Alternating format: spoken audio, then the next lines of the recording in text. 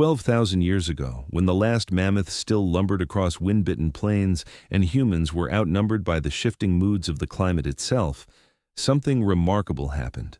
The world warmed so quickly that coastlines moved miles in a single human lifetime, swallowing old hunting grounds and exposing new ones with an almost unsettling speed. This wasn't a quiet environmental update.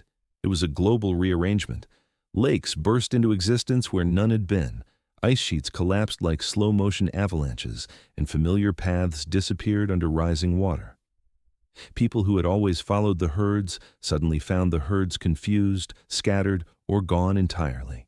There are layers of soil in places like the Eastern Mediterranean and the Persian Gulf, where scientists can still see the signature of that rapid shift. Pollen from warming-loving plants abruptly replacing the hardy species of the Ice Age, telling the story of a world in transition. And it is inside that upheaval that the earliest spark of civilization glimmered, not as a grand plan, but as a survival instinct stretched across generations. As the temperature rose across the planet following the end of the Pleistocene, humans stepped into the Holocene with a cautious curiosity. The old rhythm, moving with the seasons, following animals across wide territories, still made sense, but now the land behaved unpredictably.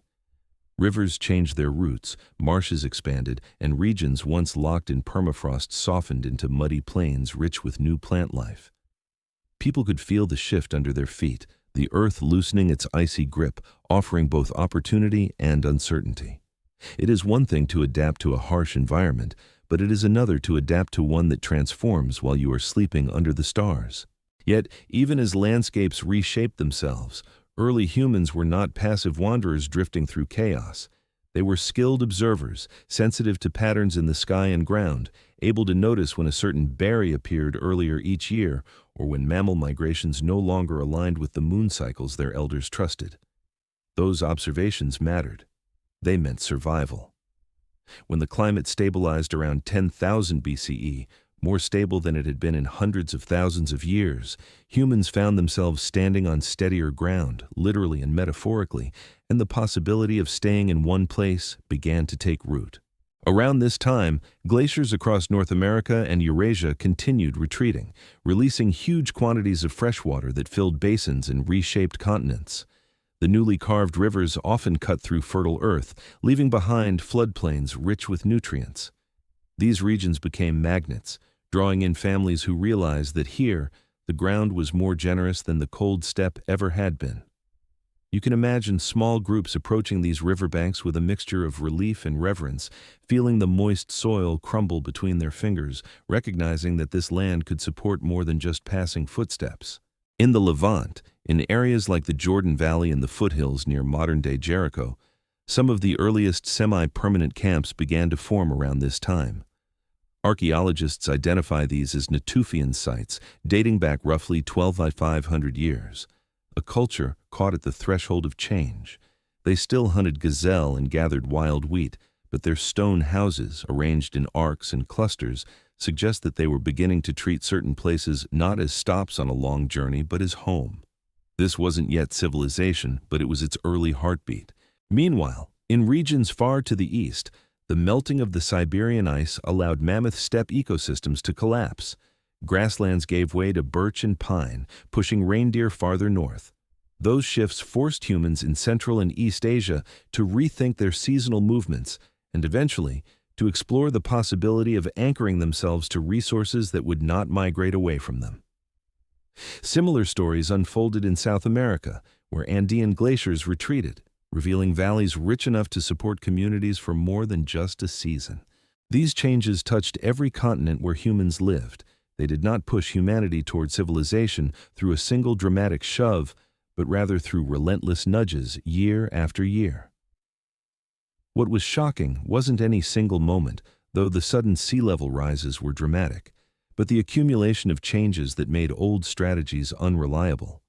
The world was not ending, it was beginning again, and humans were invited to reinvent themselves with it. The slow softening of the earth created new sounds in the air, rivers that gushed instead of trickled, winds that carried the scent of fresh vegetation instead of frozen soil. People began noticing that these new environments didn't just offer survival, They offered surplus. Wild grains grew in dense patches across the Fertile Crescent. Tubers, nuts, and fruits became more abundant in places where winters once muted everything. For humans who had lived at the edge of scarcity for so long, this was a quiet revelation. Still, change brings tension, and not everyone adapted in the same ways. Some groups held tightly to the lifestyle that had worked for thousands of years, choosing mobility over settlement. Others hesitated but lingered longer each season in places where food was plentiful. And some took the bold step of experimenting, trying out new ways of living even if they didn't yet have the language to explain why. These differences didn't divide humanity, they diversified it, creating many paths that would eventually converge into the broad road of civilization. As the Holocene climate stabilized further, rainfall patterns became more predictable, and familiar seasonal cues regained their reliability. People discovered that they could count on certain plants to return each year in the same places. This reliability fostered a subtle trust between humans and landscape, the kind of trust that lets a person set down their walking stick and contemplate staying. The dawn after the Ice Age didn't feel like a single sunrise. It felt like centuries of mornings slowly brightening. And as the land thawed, humans thawed too, opening themselves to new possibilities. The story of why civilizations eventually emerged does not begin with ambition or grand design, but with families trying to understand a world that kept shifting beneath their feet. They followed rivers, explored fertile valleys, navigated unpredictable weather, and learned to read the land with a tenderness born from necessity. Without knowing it, they were walking the first steps toward building something lasting. And as the continents reshaped themselves around them, the desire to shape their lives in return quietly began to grow.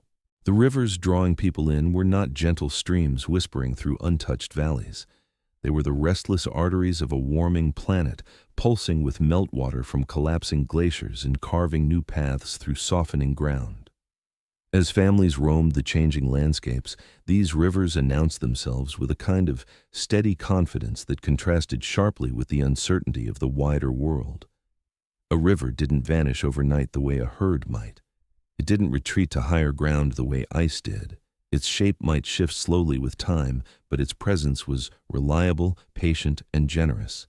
And for humans who had spent tens of thousands of years chasing food across vast distances, that reliability felt almost sacred. The first pull toward rivers likely began with simple practical observations. Animals congregated near water, edible plants grew in thick clusters along the banks, and fish moved in predictable patterns. But as the climate warmed around 10,000 BCE, these waterways did more than supply resources. They became lifelines threading through rich floodplains. The Nile in northeastern Africa, the Euphrates and Tigris through Mesopotamia, the Indus in South Asia, and the Yellow River in northern China all swelled with the meltwater of a thawing world. Their flood cycles left behind dark, nutrient-packed silt that made plants grow with surprising vigor. To early families wandering through the newly settled climate of the Holocene, these riverbanks must have seemed like nature's invitation to pause, rest, and consider staying. Evidence from Natufian camps near the upper Jordan River shows how this magnetic pull worked. People who had spent generations following gazelle migrations began staying near water sources longer each year, drawn by the reliable clusters of wild cereals that thrived in river-fed soils. They set up small grinding stones to process grain, a hint that they expected to return to the same spot often enough to justify carrying such heavy tools. Their dwellings, though still simple, became sturdier, with stone foundations arranged in loose circles, shapes that implied not mere stopping places, but beginnings. The rivers did not offer just food, they offered rhythm. In the broader world, seasons remained capricious, transitioning from one climate to another with lingering echoes of the Ice Age. But along the rivers, patterns repeated with comforting consistency. Floodwaters rose and fell in cycles, marking time more reliably than the distant memory of star maps or animal migrations. For early humans, this shift from uncertainty to predictability was profound. Predictability nurtures imagination. When you know a place will be fertile again next year, your mind begins weaving plans, when to gather, when to rest, when to build. Across the world, similar realizations unfolded independently. In China's Yellow River Basin around 9000 to 8000 BCE, groups known to archaeologists as the Peiligang culture settled near water where wild millet grew abundantly. The river's loess rich floodplain made the soil extremely fertile, and the steady water supply meant that plants thrived even in unpredictable weather. People experimented with tending these wild stands, managing weeds and clearing pathways, small steps that hinted at early agricultural behavior. Their camps grew into semi-permanent settlements, with pits dug into the ground for storage, evidence that they trusted the river would sustain them long enough to make storing food worthwhile. In the Fertile Crescent, the Euphrates and Tigris rivers braided through shifting wetlands and fertile terraces, offering not only reliable food but also materials: reeds for weaving mats and baskets, clay for shaping vessels, fish for protein. The riverbanks became marketplaces of natural abundance long before marketplaces existed. Families who once kept their belongings light and portable began to accumulate items: grinding stones, woven baskets, pottery. Possessions, in turn, encouraged stability. When you invest labor into objects and structures, you're more inclined to remain where those investments hold meaning. But rivers were more than places to settle. They became teachers. People watching the seasonal floods learned how water shaped land, how silt nourished plants, how currents moved fish, how erosion carved new inlets and channels.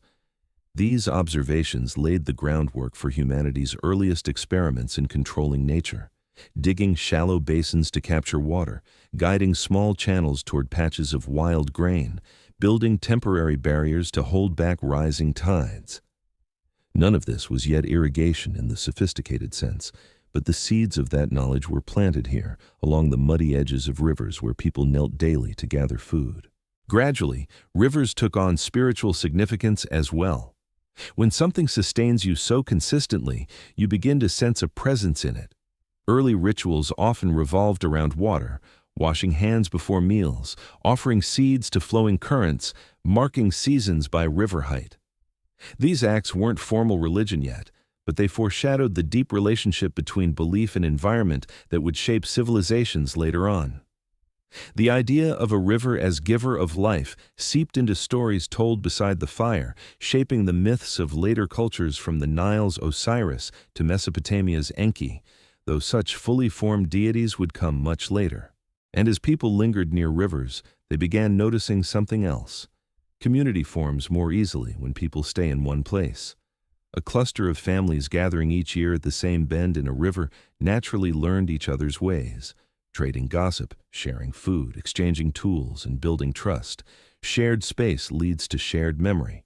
Shared memory leads to belonging. Belonging leads to cooperation. And cooperation opens the door to something humanity had rarely experienced on such a scale: collective improvement. With enough people living near a single waterway, tasks could be specialized. One person, especially skilled at shaping stone, might produce blades for many. Another, with an eye for animal behavior, might track herds and alert the group when migration patterns shifted. Still another might experiment with wild plants, learning which seeds sprouted best when tucked into moist soil after the floods receded. These small specializations strengthened group resilience and planted the idea, still faint but growing, that humans did not need to merely react to their environment, they could anticipate it. Rivers also created the first subtle boundaries, not territorial borders, those would come much later, but emotional ones. When people stayed near a river long enough, the place became theirs, not through ownership but through memory. They buried their dead near its banks. They raised children beside its shallows. They learned every curve of the waterway, every safe crossing, every place where the current whispered of changing seasons. To leave such a place meant losing a piece of yourself. So the choice to stay turned from a practical decision into an emotional one. And while not all human groups settled, many remained mobile for centuries. Those who did found themselves adapting to new ways of living, shaped by the river's steady call. They were no longer just wanderers following food. They were budding caretakers of particular landscapes. The river had pulled them in, and in staying, they took the first quiet steps toward village life, cooperation, and eventually the monumental transformation that would become civilization. Seeds taking root did not begin with a triumphant discovery or a dramatic moment of revelation. It began with small, almost accidental observations, hands brushing against stalks of wild wheat, feet sinking into soft soil after a flood, the sight of grains dropping from a shaken plant and sprouting days later in a spot where no one had placed them. Early gatherers were careful observers, and around 10,000 to 9,000 BCE, those observations deepened into quiet experiments. In the river-rich regions of the Levant, the Zagros foothills, the fringes of Anatolia, and the fertile banks of the Yellow River, families who had relied on nature's generosity for millennia began wondering whether they could coax the land into feeding them more consistently. Long before the first intentional fields, gatherers recognized the importance of timing. Wild einkorn and emmer wheat ripened in seasonal waves. Too early, and the grains were soft and useless. Too late, and the stalks shattered, scattering seeds to the wind. The most successful gatherers, the ones who returned each year with baskets full, knew exactly when to move through a valley, gently bending the stalks into their hands and stripping the grain with practiced ease. But a surprising thing happened as humans returned to the same patches of wild cereals year after year. The landscape changed in response to their harvesting. Areas where people gathered most heavily often saw the most productive plants reappear the following season. This wasn't yet deliberate agriculture, but it was ecological shaping. By favoring the largest, ripest grains, humans unknowingly selected for traits that responded well to human presence. Over generations, the plants that dropped seeds easily or ripened at inconvenient times were less frequently harvested and thus less likely to reseed in the most traveled areas. Meanwhile, the sturdier stalks, the ones holding seeds tightly until humans plucked them, were unconsciously favored. These changes left subtle signatures in the soil, showing that human hands were beginning to influence plant evolution long before seeds were intentionally planted. Archaeological sites such as Abu Huraira in northern Syria reveal this transition with striking clarity. Around 9500 BCE, gatherers there harvested immense quantities of wild rye and other grains. Microscopic wear patterns on ancient grinding stones show repeated processing of cereals, while charred kernels demonstrate the first hints of domestication. Some grains were larger than their wild counterparts, suggesting that the people living there were inadvertently selecting for desirable traits. This wasn't yet farming, but it was the beginning of farming's logic. The rhythm of daily life near these early settlements illuminated the power of seeds. After seasonal floods, the land was freshly silted and soft, perfect for plant growth. People noticed that grains dropped near their camps sprouted more reliably in this moist soil. They saw that certain patches grew better when trampled less, or when stones were moved aside. These small observations slowly accumulated into a deeper understanding that landscapes could be shaped. A mother teaching her child how to gather might point out where the best plants grew last year. Someone else might nudge a seed into the soil with the toe of a sandal. These gestures were tiny, but over generations they snowballed into deliberate action. Meanwhile, in the Zagros Mountains of modern-day Iran and Iraq, families experimented with barley, lentils, and chickpeas, plants well-suited to rocky foothills and variable rainfall. The earliest known evidence of lentil cultivation comes from sites in this region around 8000 BCE. These hardy pulses responded well to human care, thriving in disturbed soil and offering high nutritional value. The people living there didn't yet have structured fields, but they tended promising plants, removed stones, and protected young shoots from trampling animals. The shift from wild harvesting to mindful encouragement was underway. Farther east, in China's Yellow River Basin, the story unfolded with millet around 8000 BCE. Unlike wheat, millet thrived in semi-arid uplands and required less water, making it perfect for early cultivation. Millet seeds dropped easily from the stalk, scattering across disturbed ground.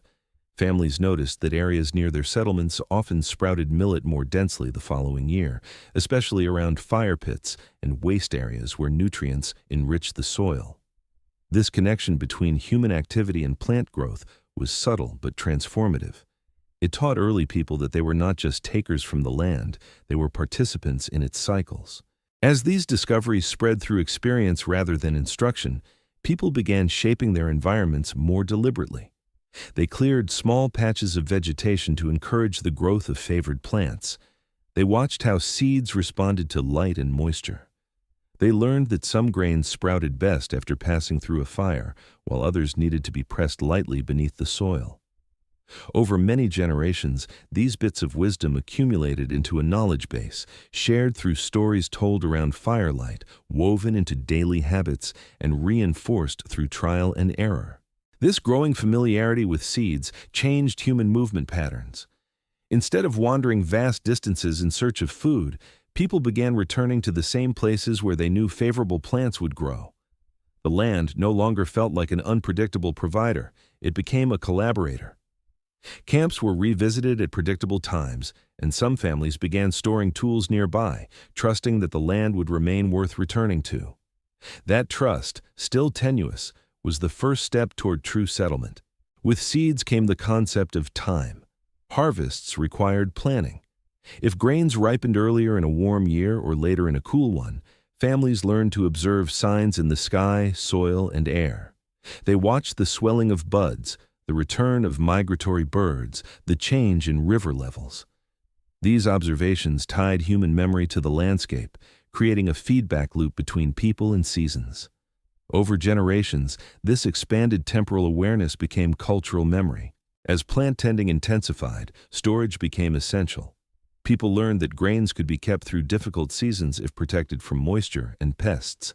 Simple pits lined with clay or stone became common. Some sites, like Sayonu in southeastern Anatolia, show evidence of early storage facilities, small, carefully constructed rooms designed to keep food safe. Such structures reveal not just technological innovation, but trust in a long-term future in one place. Seeds also reshaped social interactions. When harvests went well, there was more to share. When they failed, people sought help from neighbors. This ebb and flow built networks of reciprocity, strengthening bonds among families. Sharing knowledge about when and where to plant became communal wisdom, linking generations together. Such cooperation laid the groundwork for the collaborative structures that would eventually shape entire civilizations. The more humans interacted with plants, the more they learned that tending the land required patience. Grains took months to mature, lentils and peas required careful spacing, fruit trees took years to bear. These long-term commitments changed the psychological landscape of human life. People learned to think in seasons instead of days, in years instead of hunts. That expansion of mental time horizons was one of the greatest shifts in human history, and seeds carried it quietly, softly, from hand to earth. Through these small, steady changes, seeds took root not just in soil, but in human imagination. They offered the possibility of abundance, stability, and a future tied to place rather than endless movement. And as early experiments blossomed into intentional cultivation, humanity stood on the edge of transformation, ready to reshape the world one grain at a time. Around 10,000 to 8,000 BCE, as people lingered longer near rivers, floodplains, and fertile valleys, certain animals began appearing near campsites with increasing familiarity. Not because humans had suddenly become irresistible to wildlife, but because the landscapes around human settlements were changing in ways that drew both species toward the same resources. Food scraps, protected clearings, leftover grains, and the warmth of human hearths created micro-habitats where animals felt less threatened, especially smaller or more adaptable species. Those first steps toward domestication were not a human invention, they were a negotiation. It likely began with wolves. During the final millennia of the Ice Age, wolves had already established a cautious relationship with humans, trailing hunter groups for scraps and learning that these strange, upright creatures were efficient killers whose leftovers meant easy meals. As Ice Age megafauna declined and nomadic hunting patterns shifted, wolves that were naturally calmer, more tolerant, or less skittish found an unexpected advantage. They lingered closer to human edges, darting through the shadows beyond firelight, scavenging among bone piles. Over thousands of years, these friendlier wolves became the ancestors of early dogs. By about 10,000 BCE, archaeological evidence from sites in Siberia, the Near East, and even parts of Europe shows dog burials alongside humans. an intimate sign that the relationship had deepened into companionship. A creature once feared became a partner, offering protection, early detection of predators, and even help in hunting. Domestication, in this sense, was not an act of dominance, but a mutual alliance. But dogs were only the first chapter. As people spent more of the year in semi-permanent villages, animals that had once been wary of human presence found opportunity in proximity. The earliest hints of livestock domestication appeared in the Fertile Crescent. The aurochs, massive wild cattle roaming from Europe to the Levant, were powerful, unpredictable creatures, but their calves were another story. People learned that capturing young animals after hunts gave them a chance to observe their behavior. Calves raised near humans walked differently, responded differently, and were easier to handle than adults caught in the open. Over centuries, this slow experimentation shaped cattle into smaller, more docile forms. Evidence from sites like Sayonu and Jerf el Ahmar shows changing bone patterns around 8,500 to 8,000 BCE, suggesting humans were no longer hunting these animals in the same way. They were managing them. Sheep and goats followed a similar path, but with their own unique dynamics. Wild sheep and Bezor goats flourished in the rocky foothills of the Zagros Mountains. These animals were agile, social, and naturally inclined to stay in groups. Humans observed that such herd behaviors could be gently influenced. Instead of scattering wildly during hunts, goats moved in patterns that could be guided with noise, presence, and subtle movements. By around 9000 BCE, evidence of managed herding appears in the region. Changes in horn shape, bone development, and population age profiles show that humans were selectively keeping certain animals while culling others. Domesticated goats were smaller, more manageable, and better suited to living around villages.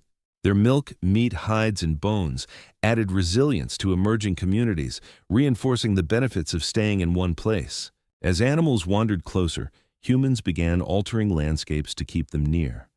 Simple stone enclosures appear in some of the oldest settled areas of the Near East, not yet true pens but functional boundaries. People cleared thorny bushes to create safe night areas for goats.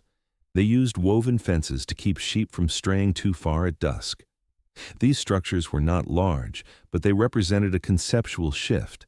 Humans were beginning to design environments with animals in mind. In return, animals changed their behavior, growing more comfortable with human voices, smells, and routines. Meanwhile, in East Asia, the domestication story unfolded differently. The red jungle fowl, ancestor of today's chickens, lived in dense forests where people gathered millet and other seeds. Campsites scattered food waste, and birds discovered easy meals near human activity. The boldest birds approached first. Over time, humans realized that these small creatures provided eggs, meat, and feathers. By around 8000 BCE, these birds had begun their long journey into domestication, though true domestic chickens would take millennia more to emerge fully. Yet the early steps, human presence encouraging birds to stay close, mirror the patterns seen with dogs, goats, and sheep. In the Americas, around the same broad timeline, a different relationship formed with animals like llamas and alpacas in the Andean highlands. These camelids were naturally social and accustomed to rugged terrains where early human groups lived. People learned that llamas could carry loads and survive on sparse vegetation. While true domestication of llamas would be more pronounced several thousand years later, early Andean communities already recognized their value, gently guiding herds and encouraging behaviors favorable to companionship. The transformation was not just physical, it was psychological. As animals grew more comfortable around humans, humans became more comfortable around animals. Children raised in early villages learned to distinguish the bleat of a familiar goat from a wild one. Adults recognized subtle cues, posture, sound, behavior, that indicated trust or agitation. This mutual familiarity softened the sharp divide between species that had long defined hunter-prey relationships. Domesticated animals also deepened humanity's temporal relationship with the land. Herds required daily care, and daily care required people to stay close. Morning routines developed, releasing animals to graze, guiding them to safe pastures, calling them back at dusk. These rhythms tied human life to cycles of feeding, birthing, and growing. With each passing season, people gained a clearer sense of long-term environmental patterns. They noticed how grasslands responded to overgrazing, how rainfall affected herd size, how predators moved at the edges of settlement. This knowledge became cultural memory, shaping stories, rituals, and community roles. As animals came closer, they reshaped settlement patterns too. Villages expanded to accommodate herding spaces. Storage rooms held not only grain but also hides, bone tools, and crafted items made from animal products. Meat preservation through drying and smoking grew more sophisticated. Bones were carved into needles, awls, and even decorative beads. Each new use reinforced the value of keeping animals near. And then something subtle but extraordinary happened. Humans realized they could breed animals intentionally. Selective breeding began not with systematic planning, but with simple choices. People favored animals that were calmer, gave more milk, or followed herders more reliably. Over generations, these choices accumulated into biological transformation. The aurochs shrank into manageable cattle. The wild goat became the domesticated goat with a distinct curvature to its horns. Sheep developed woollier coats. These changes were not quick, but they were unmistakable signatures of humanity's growing influence on the natural world. By bringing animals closer, humanity learned cooperation on an interspecies scale. This collaboration, built quietly through everyday gestures, reshaped the fabric of early communities and laid the foundation for future civilizations. Animals gave more than meat. They gave security, mobility, continuity, and warmth. And in return, humans gave protection, resources, and companionship. That partnership softened the edges of survival and made staying in one place not only possible, but desirable. Shelters becoming villages did not begin with a conscious decision to build permanent homes.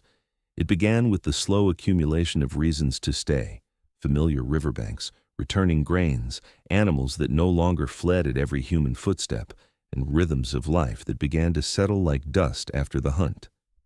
Around 9,000 to 7,000 BCE, as early communities in the Fertile Crescent, Anatolia, the Jordan Valley, and parts of East Asia found themselves returning to the same spots season after season. The places where they once pitched temporary shelters became landscapes of memory. When people stepped back into these sites, they saw not wilderness, but the remnants of past fires, old grinding stones, the outlines of previous walls, and paths worn by their own feet. In the quiet accumulation of these traces, something new emerged: continuity. Originally, early shelters were simple: lean-tos of branches, hides stretched over wooden frames, shallow pits covered by woven mats. They were designed to be assembled quickly and abandoned without regret. But as groups lingered longer to tend plants, protect stored grain, or care for young animals, these temporary structures began to feel insufficient. More stable walls protected against rain and wind. Firmer roofs kept out heat in the day and cold at night. In certain Natufian sites dating to around 12,000–10,000 BCE, archaeologists find circular foundations lined with stones, suggesting that some families returned yearly to rebuild in the exact same spot, reinforcing the idea that a place could belong to them. Once seeds were planted and herds tended, the old nomadic freedom was replaced by the need to remain close. The first true villages began as clusters of improved shelters, structures built out of materials that required more effort than a simple camp: limestone blocks, packed earth, woven reed walls plastered with mud. These were not the grand houses of later civilizations, but they represented a crucial shift: homes designed to endure seasons instead of days. And once a home took effort to build, abandoning it became a decision rather than a habit. As structures became more substantial, their placement grew intentional. Instead of scattering their shelters randomly across a clearing, families positioned homes around central spaces, creating community hubs, even if no one yet had a name for them. These open areas served as meeting points, workspaces, and places where grain could be spread out to dry. The land itself began to gain a social shape. Children ran the same worn paths each morning. Adults sat on the same stones in the evenings, discussing weather, animals, or local spirits. Over time, these pathways and patterns built a shared sense of belonging. One of the most famous examples of early village life appears at Çatalhöyük in Anatolia, dating from roughly 7400 BCE onward. Although it came later than many of the earliest experiments, it offers a remarkable window into how shelters evolved into dense, interconnected homes. At Çatalhöyük, houses were built side by side with no streets between them, and people moved across rooftops like elevated walkways. Entry into homes was through ladders descending from the roofs, offering protection from weather and predators. Inside these houses, plastered walls and painted murals reveal that shelters were no longer just protection from the elements. They had become emotional spaces, repositories of memory where generations left marks, colors, and symbols. While Çatalhöyük represents a mature stage of village life, the ideas it embodies, privacy, community, specialization of space, were already being seeded in earlier, smaller settlements. Earlier examples, such as Jericho around 9000 BCE, show that even modest attempts at permanent building transformed social life. At this early stage, Jericho was little more than a cluster of dwellings near a freshwater spring in the Jordan Valley, but its early residents built stone houses with rounded walls and well-fitted floors. They plastered walls smooth with lime-based concoctions that required communal labor to produce. The effort invested in these structures suggests that people were no longer simply constructing shelters for themselves. They were participating in a shared project. A village, even in its infancy, was a collaboration. The act of building reinforced cooperation. A single person could weave a mat or craft a small hut, but larger structures required more hands. Cutting and hauling stone was labor-intensive. Mixing plaster took time and skill. Constructing a roof that could withstand the rainy season meant working together to lift beams and cover them with reeds and clay. Building became a communal habit, strengthening social ties and creating unspoken agreements about care, maintenance, and shared responsibility. As homes clustered closer, daily interactions increased. Fires crackled near one another. The sounds of grinding grain drifted between walls. Children played in groups. Tools were borrowed and returned. Food was exchanged during lean days. This constant proximity intensified relationships. It required rules, basic understandings about noise, sharing, conflict resolution, and mutual help. These soft social agreements formed the earliest layers of what would eventually become community organization. With more permanent shelters came the need for storage. Villages developed food pits lined with stones or coated with clay. Some homes contained dedicated rooms or niches for grain. Others built small outbuildings for keeping tools, hides, and resources safe from weather and animals. These storage practices reinforced the belief that the future mattered, that what was gathered today could become tomorrow's security. Such planning was fundamentally different from the opportunistic rhythms of nomadic life. Villages also reshaped the human senses. The smell of wet plaster, the sound of animals bleating nearby, the warmth of communal fires, the touch of smooth stone floors. These were sensory worlds unique to settled life. People learned to recognize neighbors' voices, to distinguish familiar footsteps, to anticipate the daily patterns of village life. Over time, these sensory cues created emotional attachments to place. A home was no longer simply shelter, it was story. Water management became important too. Settlements near rivers had to build small channels, terraces, and drainage pits to control seasonal flooding. In upland areas, people collected rainwater in simple cisterns or diverted runoff to planted patches. These early engineering efforts weren't yet formal technologies, but they were experiments in shaping the land. Each shallow ditch or carefully placed stone was a step toward the elaborate irrigation systems that would one day sustain entire civilizations. As villages took shape, social roles became more defined. Some people specialized in tool-making, others in weaving, others in tending animals or crafting pottery as those technologies emerged. These early forms of specialization didn't create rigid hierarchies, but they did foster interdependence. A village was not merely a grouping of families, it was an ecosystem of skills. Burial practices also evolved with village life. Instead of leaving bodies on open ground or in distant locations, people began burying their dead beneath house floors or in designated areas close to the settlement. This kept ancestry physically present and wove the memory of past generations into the foundation of everyday life. In some cases, skulls were preserved, decorated, or displayed within homes. a sign of reverence, continuity, and identity. The ground beneath the village became a layered archive of its people, reinforcing the idea that the living and the dead shared the same space. Through all these developments, the most significant transformation was psychological. To build a lasting shelter, one had to imagine a future worth inhabiting.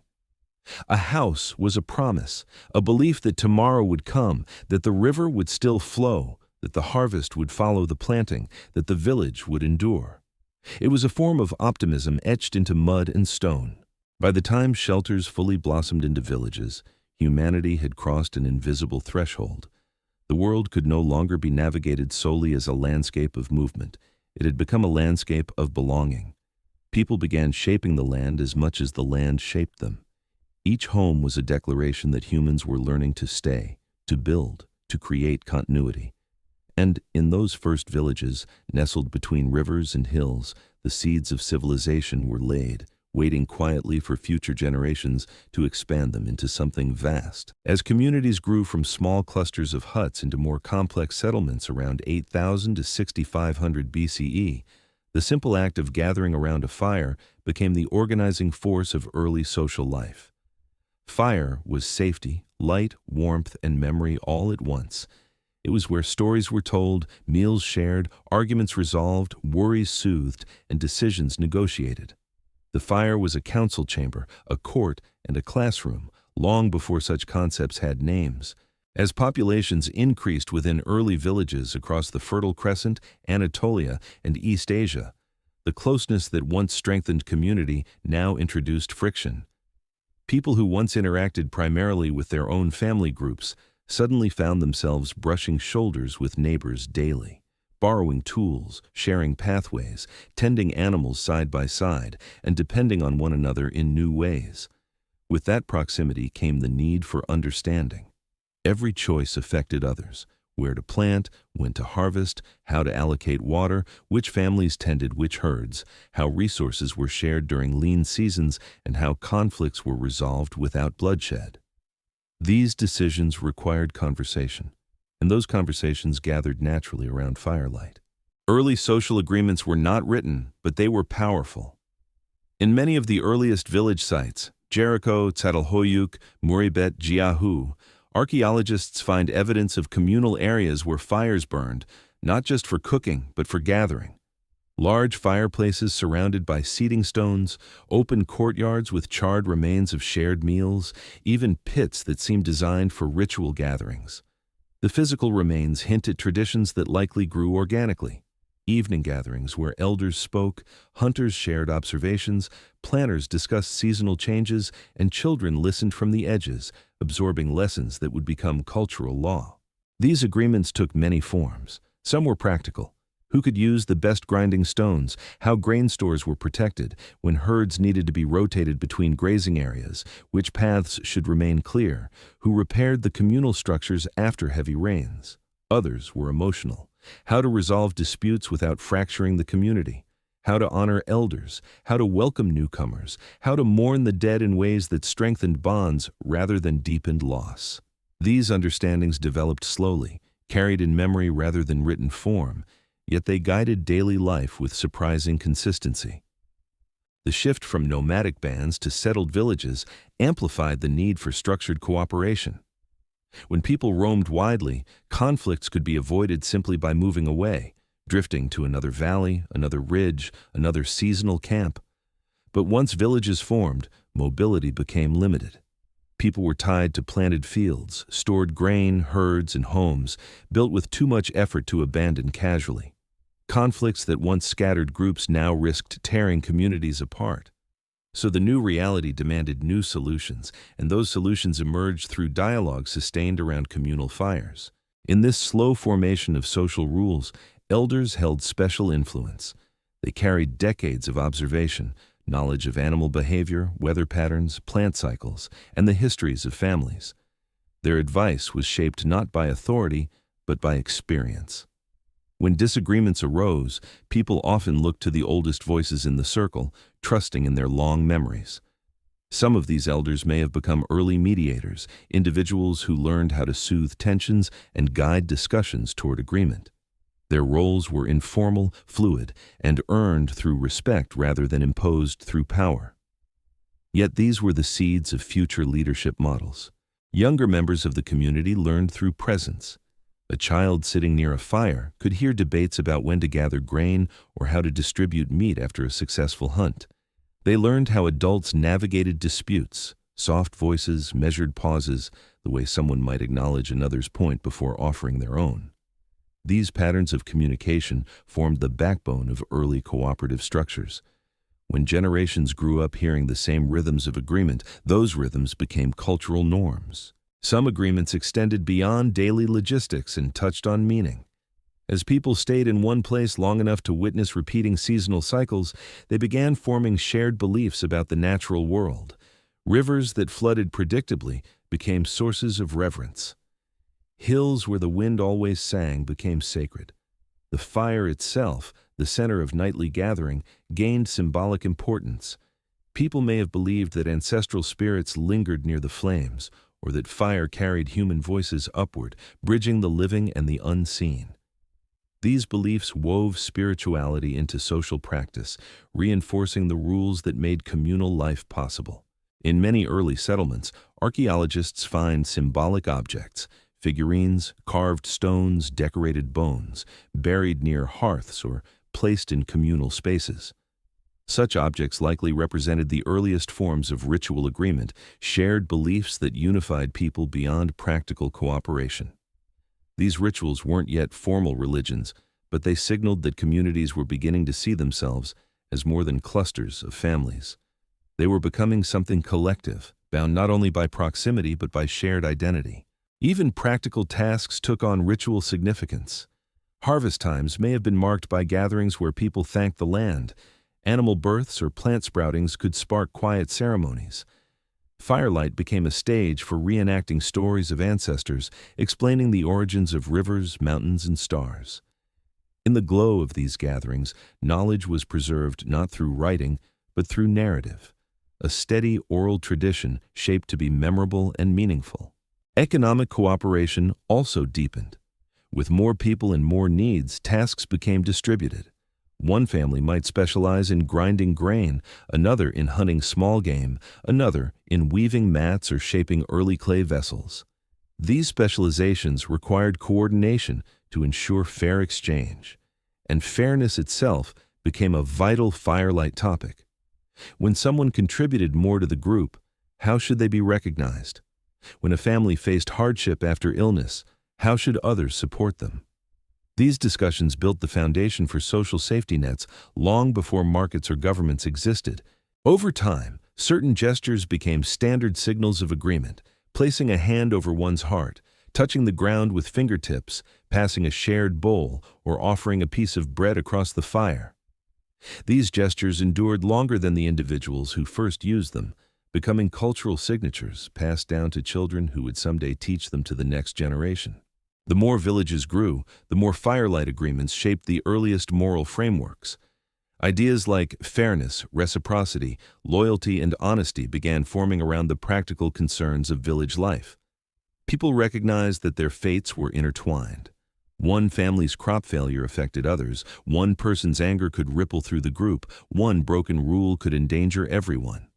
This understanding deepened empathy and reinforced the importance of the agreements formed each night. As humanity spent more time in these shared circles, the concept of collective responsibility emerged. A village became more than a collection of shelters. It became a network of people accountable to one another. Early laws were not declared. They were woven into stories, reinforced in conversations, and passed down through shared meals. These unwritten codes kept peace, guided decisions, and shaped the rhythm of daily life. By the time villages spanned multiple generations, firelight agreements had become invisible frameworks holding communities together. They did not yet resemble the legal systems of later civilizations, but they were powerful nonetheless. The fires that warmed early villages did more than stave off cold. They illuminated the beginnings of social order. And around those glowing circles, humanity learned that cooperation was not merely useful. It was essential.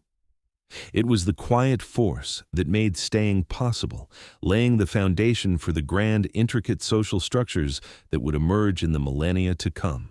When people roamed freely across vast terrains, tools were light, portable, multi-purpose.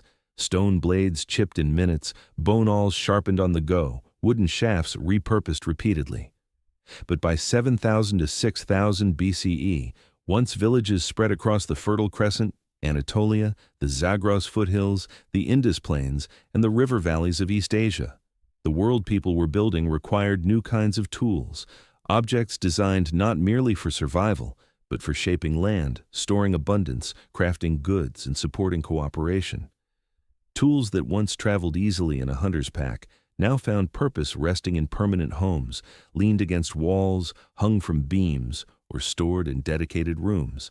And that shift changed everything. The earliest signs of this transition come from sites like Sayonu, Jericho, Mergar, Jiahu, and many others where archaeologists uncover vast quantities of stone and bone instruments, more varied, specialized, and refined than anything found in nomadic contexts. These tools tell a story of communities learning, step by step, how to shape the world with intention. Sickles with carefully arranged flint blades embedded in wooden handles reveal people harvesting grain systematically. Manos and metates, grinding stones, grown smooth from daily use, speak to a rhythm of food preparation that villages depended on. And newly emerging forms of axes, adze, and chisels show that people were cutting wood more frequently, crafting beams, shaping frames, and building structures that demanded stronger, more durable tools. The shift toward agriculture made certain tools essential. For thousands of years, humans had gathered wild cereals by hand, pulling or cutting stalks with simple flakes. But once people deliberately encouraged plants to grow near their settlements, harvesting required efficiency. Early sickle blades, made of jagged microliths set into curved handles of bone or wood, increased productivity dramatically. Their cutting edges left distinct polish marks, what archaeologists call sickle gloss, a microscopic signature created when flint repeatedly sliced through stems. These marks, found on tools dating back to around 9,000 to 7,000 BCE, reveal how the act of harvesting became central to daily life. Polished stone axes emerged in this same period. Unlike the flaked axes used by nomads, these polished versions were ground smooth on stone slabs over many hours, their edges sharpened with painstaking care. They were not merely weapons, they were work tools. With them, villagers cut timber to build sturdier houses, cleared trees for planting, and fashioned beams for roofs that needed to hold through seasonal rains. The labor involved in making such tools was immense, but their durability repaid the effort. A polished axe could last years, an investment in the future of the household, and by extension, the village itself. As communities expanded, tasks diversified. Not everyone needed to become an expert in toolmaking. Specialization emerged naturally. In many early villages, archaeologists find workshop-like areas, clusters of discarded flakes, hammerstones, and half-finished blades, indicating that certain individuals focused on producing tools for others. This wasn't yet formalized craft, but it was a sign that people recognized skill and relied on it. When a villager became known for shaping the sharpest blades or the strongest axes, their work supported the entire community. These specialists didn't hold power, but they held respect. Bone tools also found new purpose. Awls made from sharpened animal bones allowed people to pierce leather, weave baskets, and stitch clothing more effectively. Spatulas carved from ribs helped spread plaster on walls or shape clay vessels before pottery matured into a refined art. Fishhooks carved from delicate pieces of bone improved fishing yields along rivers, adding variety to diets and reducing dependence on unpredictable hunting. Antler picks became the early digging tools used to turn soil, remove stones from planting beds, or excavate clay from riverbanks. The presence of these tools in nearly every excavated early village shows how deeply they were woven into the daily fabric of life. The invention and refinement of pottery around 7000 BCE expanded toolcraft even further. Early clay vessels were simple, pinched by hand and fired in open hearths. But as pottery improved, villagers crafted smoother, stronger tools to shape and scrape clay. Wooden paddles pressed texture onto pots, stones polished surfaces, cords or basketry impressions created grip. Pottery introduced new purposes for tools.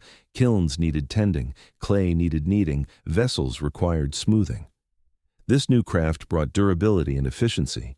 Pots stored grain more securely than baskets and kept seeds dry through storms and seasons. Tools also evolved to manage animals. Herding staffs with tapered ends guided goats and sheep along paths. Slings helped keep predators at bay. Sharp knives, smaller and more refined than hunting blades, were designed for butchering domesticated animals whose meat was processed with greater frequency. The care invested in these tools reflects the shifting relationship between humans and animals, less about the chase, more about stewardship. And then there were tools used in shared tasks. Large grinding slabs found in communal courtyards suggest that some foods were processed collectively. These oversized stones were too heavy for a single family to move, indicating that they served the broader community, perhaps during shared meal preparations or seasonal harvest festivals. Their presence shows how tools could strengthen social bonds, becoming part of the fabric of cooperation. Burials from this era reveal something deeper. Tools were now tied to identity. Many graves contain personal items, not just decorative beads, but working tools placed beside the deceased, suggesting that roles in life carried meaning into death. A skilled flint knapper might be buried with blades, a planter with a sickle, a herder with a staff. These objects weren't merely practical, they had emotional weight. They told stories of a person's contributions, skills, and place within the village. The refinement of tools also reshaped how communities understood time. Polished axes and blades that lasted for years required maintenance, sharpening, repairing, rehafting. These acts created cycles of care that extended beyond the immediate moment. A father sharpened his blade knowing his child would someday use it. A woman patched baskets woven by her mother. A community maintained its shared grinding stones year after year. These acts of continuity deepened the sense of permanence that village life encouraged. In some regions, early experimentation with metal began. Around 6500 BCE, simple copper ornaments appear at sites like Çatalhöyük and Çayonu, cold-hammered pieces shaped without smelting. These weren't tools yet, but they marked humanity's first steps toward a new material world. People noticed copper's malleability and its striking color. Even before metal transformed agriculture and craft, its presence suggested curiosity, a willingness to test the boundaries of natural materials to see what else the earth could offer. Tools also became markers of cooperation. The fact that someone specialized in tool making meant others relied on them. The emergence of workshops suggested that knowledge was shared, not hoarded. Even children participated in this ecosystem, learning from elders how to strike flint, how to grind grain, how to repair baskets. These skills were passed down through generations, forming the earliest apprenticeship-like traditions long before the concept existed. The evolution of tools didn't just shape daily tasks, it reshaped human thought. When people crafted objects designed for specific purposes, they developed a deeper understanding of cause and effect, of foresight, of efficiency.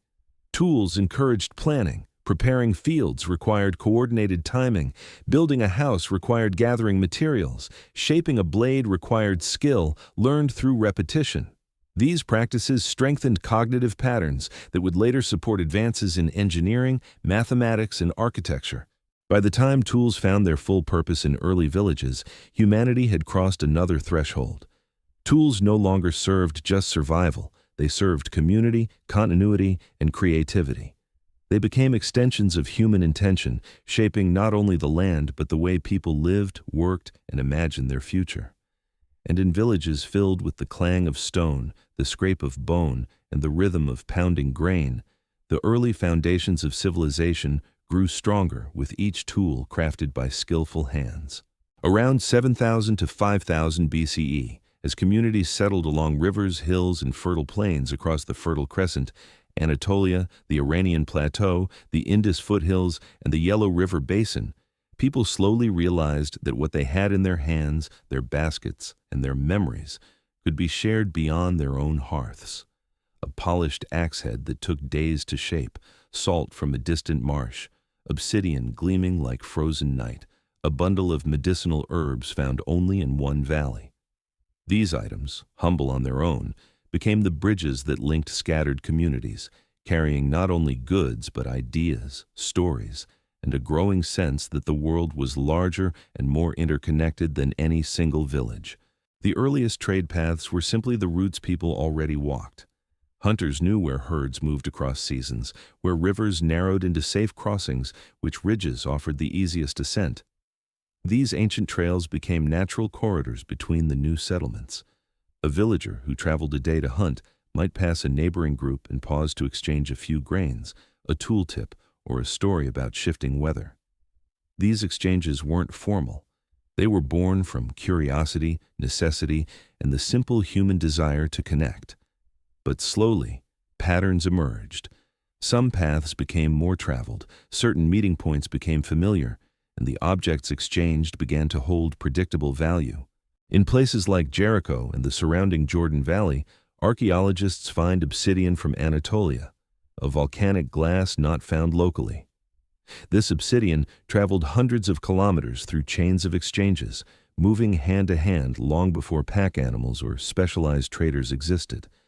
The presence of such distant materials shows how early pathways began weaving together villages across regions, creating networks without maps or written records. The polished obsidian blades found in Jericho's layers, dating back to roughly 7,000 BCE, reveal a truth. Even the earliest settled communities didn't live in isolation. They lived in conversation with distant landscapes and distant people. Certain materials encouraged these conversations more than others. Obsidian, for example, was sharper than flint and carried a deep black sheen that must have felt magical in the firelight. Villages near sources of obsidian, such as those in eastern Anatolia, naturally became hubs, offering the prized stone in exchange for grain, dried meat, woven goods, or animal products. These early exchanges weren't yet driven by profit, but by mutual benefit. Each village produced something unique because of geography. Some had river reeds, others fertile floodplains, others forests rich in game, and still others stones that fractured into perfect cutting edges. People traded to fill gaps in their own environment. As these exchanges grew more frequent, relationships formed. Two villages that saw each other regularly began sharing more than goods. They shared news about late rains, abundant herds, a sickness spreading in a distant valley, the death of an elder, the sighting of unfamiliar travelers. News traveled along these same paths, eventually reaching communities that had never met face to face. A village might learn about a new type of basket weave or an unusual tool shape invented far away, long before they ever saw a physical example. Ideas, in this way, moved faster than objects. The expansion of pottery further transformed trade. Pottery vessels made goods easier to store and transport. Grain stayed dry, liquids stayed contained, and fragile items remained protected. Pottery also became a traded item in itself. Distinctive patterns from one region, zigzags from early Iranian plateau ceramics, soft red slip from Levantine pottery, cord-marked textures from East Asia, traveled across short distances, making it possible to trace interactions between early communities by studying shards scattered in excavation sites. These pots weren't merely containers, they were cultural fingerprints. Some paths formed around seasonal gatherings. In parts of the Fertile Crescent, archaeological evidence suggests that several villages occasionally gathered at shared locations for rituals, hunts, or celebrations tied to harvest cycles. These gatherings became temporary hubs where exchanges intensified. People brought baskets of grains, clusters of clay beads, polished stone tools, carved bone ornaments, and the dried meat of recent hunts. The gatherings might last days or weeks, creating opportunities for deeper conversations, marriages between groups, and agreements that helped maintain peace between neighboring communities. The rhythm of these seasonal events reinforced the networks created by the trade paths, turning simple routes into arteries of cultural exchange. In East Asia, along the Yellow River Basin, the Palegang and Tishan cultures also formed early trade connections. Millet farmers traded excess grain, pottery, stone axes, and carved ornaments made of jade-like materials. Early signs of long-distance exchange appear even here. suggesting that communities separated by dozens of kilometers maintained contact through intermediaries. It was not one village trading directly with another far away, but a chain of many exchanges, each step small but contributing to a long-distance flow of materials and knowledge. Meanwhile, on the Iranian plateau and into the Indus foothills, the people of Mehrgarh, around 6500 BCE, were developing some of the earliest experiments with copper. These small ornaments, beads, hooks, tiny tools, didn't yet transform the world, but they caught attention. Copper pieces from Mehrgarh traveled outward, illustrating that early trade paths could carry not only necessity, but novelty. People valued copper because it glowed differently than stone and bone, because it bent instead of shattering, because it felt new. The emergence of agriculture further increased the need for trade. When harvests were abundant, villages had surplus grain. When droughts came, they needed help. Trade paths became lifelines, ways to seek aid during lean years and ways to share excess during prosperous ones. This reciprocity strengthened bonds and reduced the risk of catastrophic food shortages. A networked world was a safer world. Over time, certain individuals became more comfortable with travel. These early travelers weren't traders in the later sense, but they grew familiar with distant villages, understood the terrain, and recognized the subtleties of what each community valued. They carried not only goods, but stories, describing new tool shapes, unique plants, or strange rituals observed far away. Their knowledge allowed villages to adapt more quickly, integrating new ideas into daily life. Some trade paths gradually became ritualized. A particular ridge crossing might become associated with a seasonal exchange. A clearing between forests might gain significance as a meeting point. People began marking certain routes with stones or poles, not to claim territory, but to guide travelers and honor the relationships those paths represented. Early spiritual beliefs intertwined with these routes, giving them symbolic weight. A trader might whisper a blessing at a river crossing or leave a pebble on a cairn, marking a steep ascent, linking movement with meaning. The more these paths expanded, the more the world seemed to shrink. A pottery style from one region might appear hundreds of kilometers away generations later. A carving technique might spread from one river valley to another. A plant domesticated in one region might be adopted elsewhere. Each of these transfers tells the story of human connection, of how people learned from one another without ever needing a written word. Trade paths also helped maintain peace. When communities exchanged goods, they built relationships too valuable to risk through conflict. Friendly neighbors meant reliable trade, shared resources, and mutual aid. When tensions rose, perhaps over grazing lands or fishing spots, trade relationships often softened conflicts, reminding communities of the benefits of cooperation. These early economic ties formed the precursors to diplomacy, long before formal alliances existed.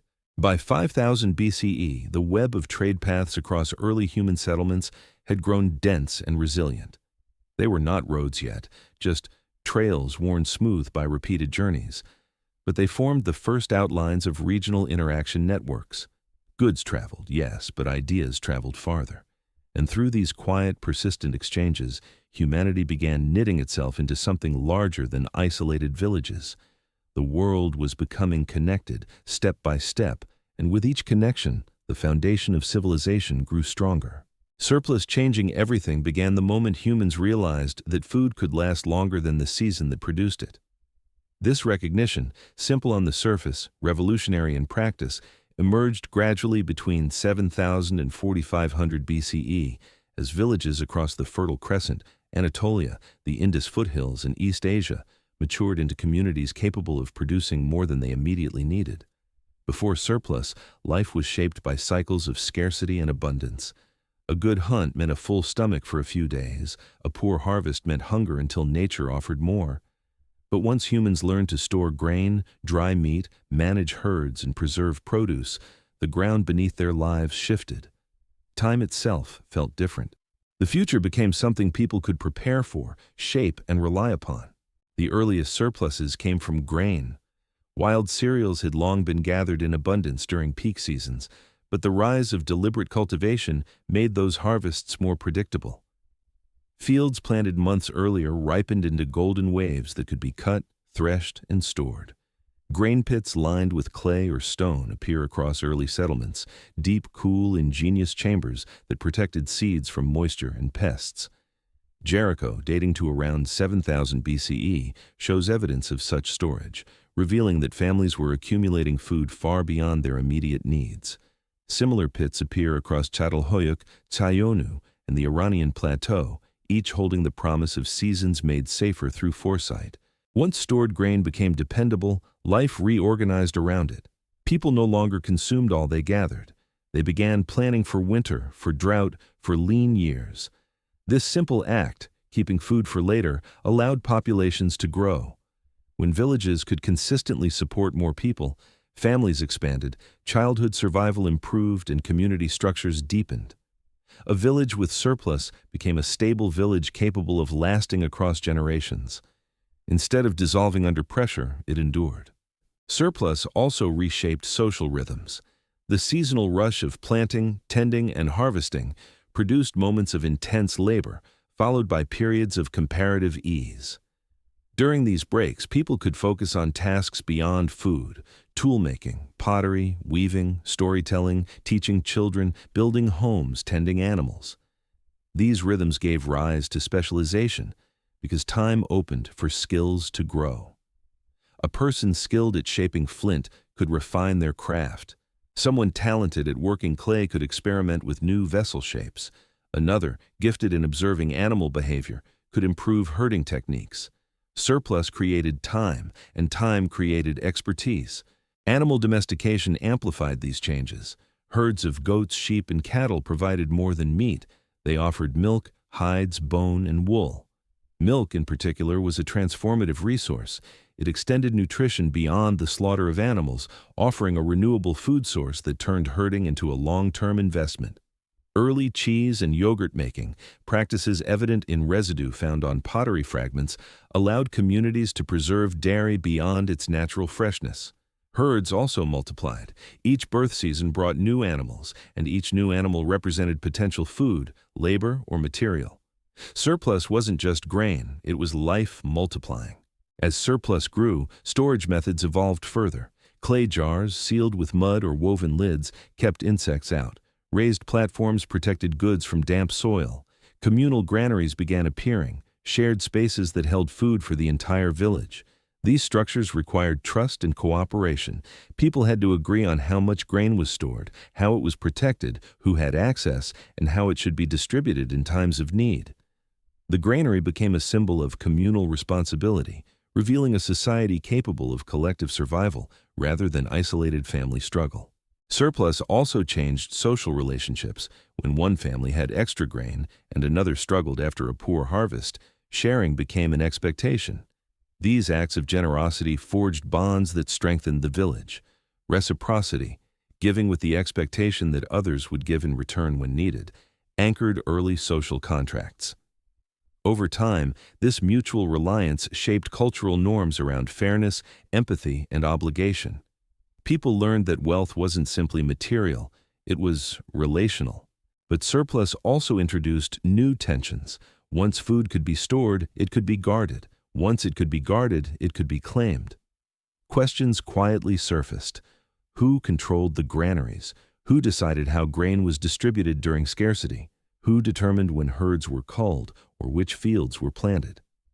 These questions did not yet lead to formal hierarchy, but they set the stage for its eventual emergence.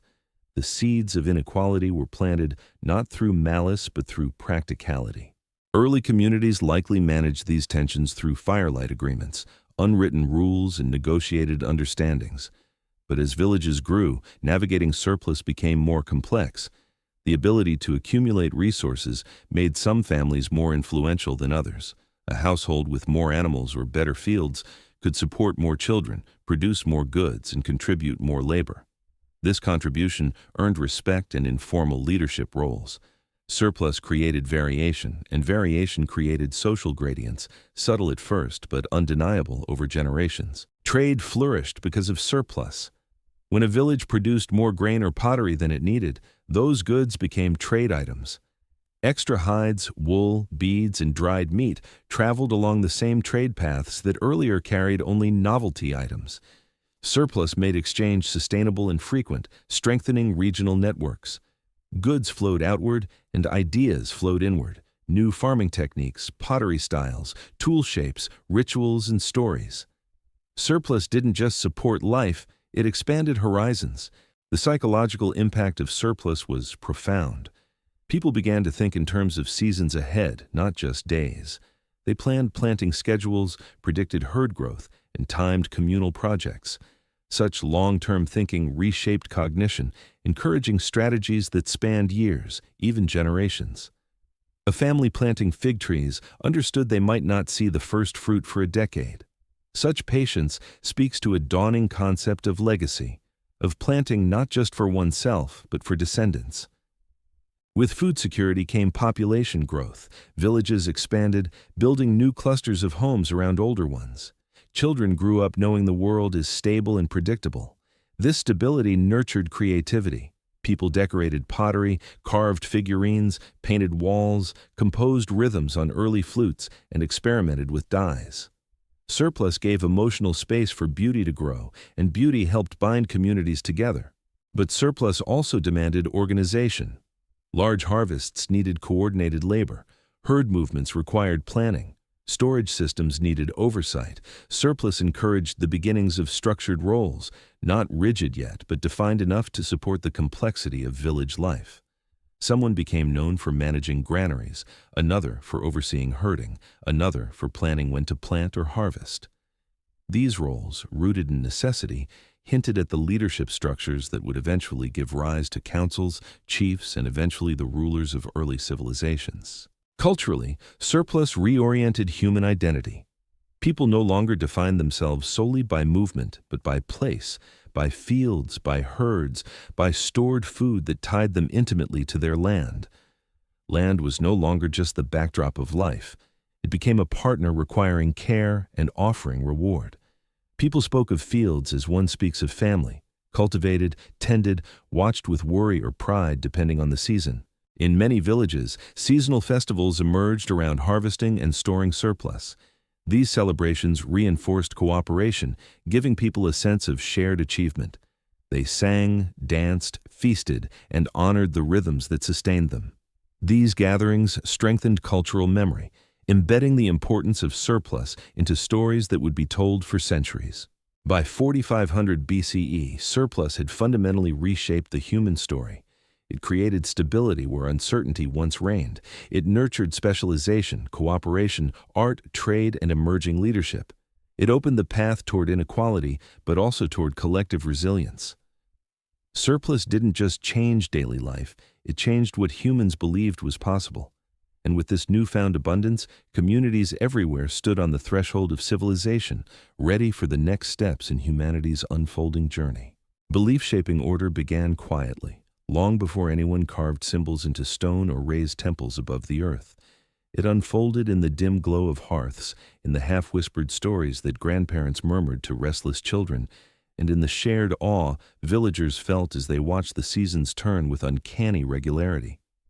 By 6000 to 4000 BCE, as surplus stabilized life, villages expanded, and trade widened the known world, people found themselves grappling with questions the land alone could not answer.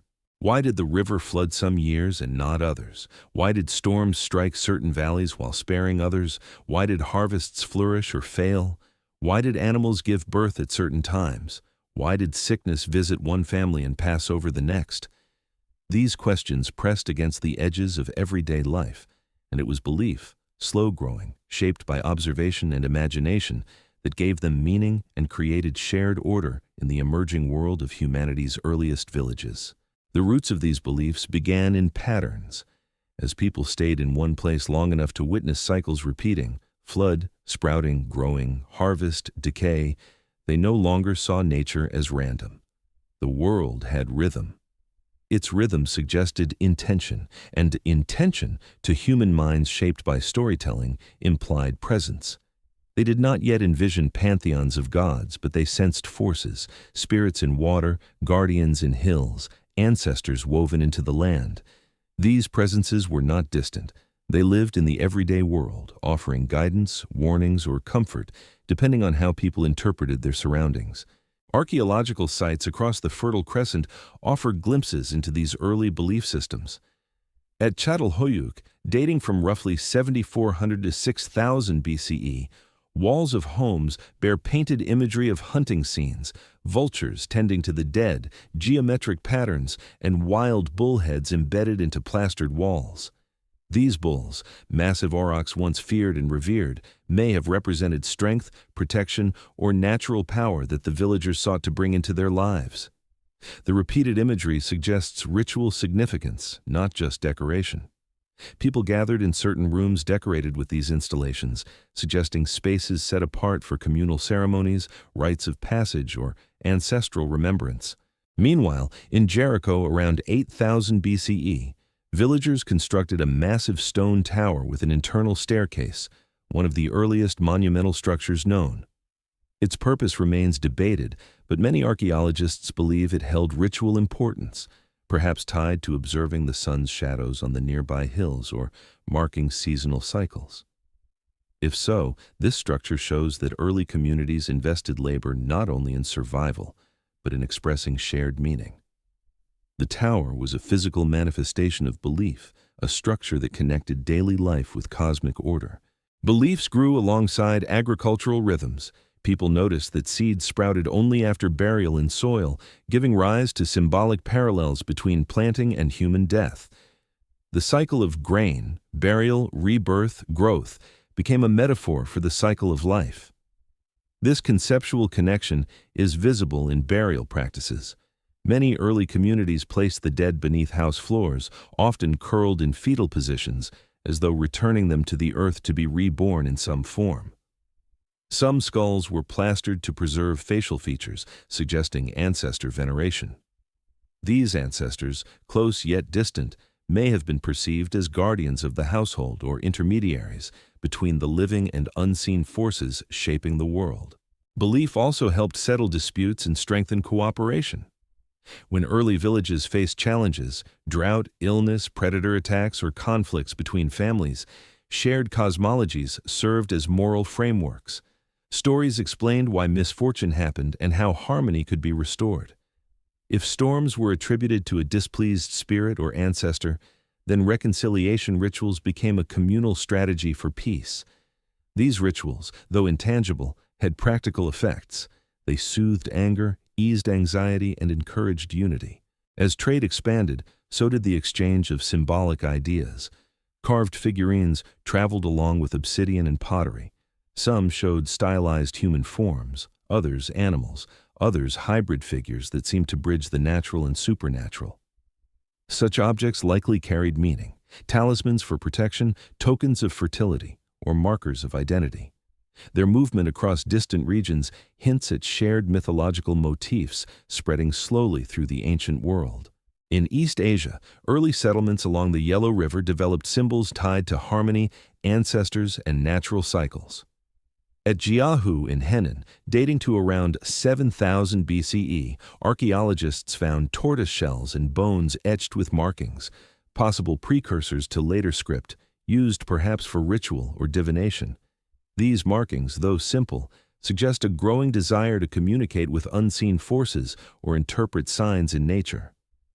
Jiahu also produced flutes carved from crane bones, delicate instruments that carried music across open courtyards. Music itself became a spiritual language, binding people through rhythm, ceremony, and shared emotional experience. Beliefs also shaped how communities approached the land. If a river was seen as a living entity, people treated it with respect, timing planting and irrigation according to its moods. If mountains housed ancestral spirits, certain peaks were avoided or approached with offerings. These beliefs protected resources by encouraging sustainable practices. Early taboos, such as restrictions on hunting certain animals during breeding seasons, may have arisen from spiritual interpretations but also preserved ecological balance. Ritual gatherings strengthened these beliefs. Seasonal festivals became common, celebrations marking planting, harvest, or herd migration. These events brought communities together in symbolic reenactments of their cosmologies. The rhythm of communal song, dance, feasting, and storytelling reinforced shared identity. Children growing up in these villages absorbed not only practical knowledge, but emotional and spiritual heritage. They learned when to give thanks, when to mourn, when to seek guidance, and how their community fit into the broader tapestry of the world. With belief came early forms of leadership tied not to wealth, but to wisdom. Certain individuals, those skilled in interpreting dreams, reading natural signs, or remembering ancestral stories, naturally gained influence. These were the storytellers, healers, ritual leaders, and keepers of knowledge. Their authority was gentle, built on trust rather than coercion. People sought them out for guidance during uncertain seasons or for help navigating interpersonal conflicts. These early spiritual figures set the stage for later religious specialists, priests, shamans, or ritual mediators who would emerge as societies grew more complex. Beliefs also addressed the anxieties of settled life. Sedentary communities faced new uncertainties, crop failure, livestock disease, resource shortages, and tensions within growing populations. Spiritual systems offered explanations and comfort. A drought might be interpreted as a sign that rituals had been neglected. Illness might imply the need for reconciliation within the community. These interpretations provided psychological frameworks that helped people cope with uncertainty and reinforced collective action.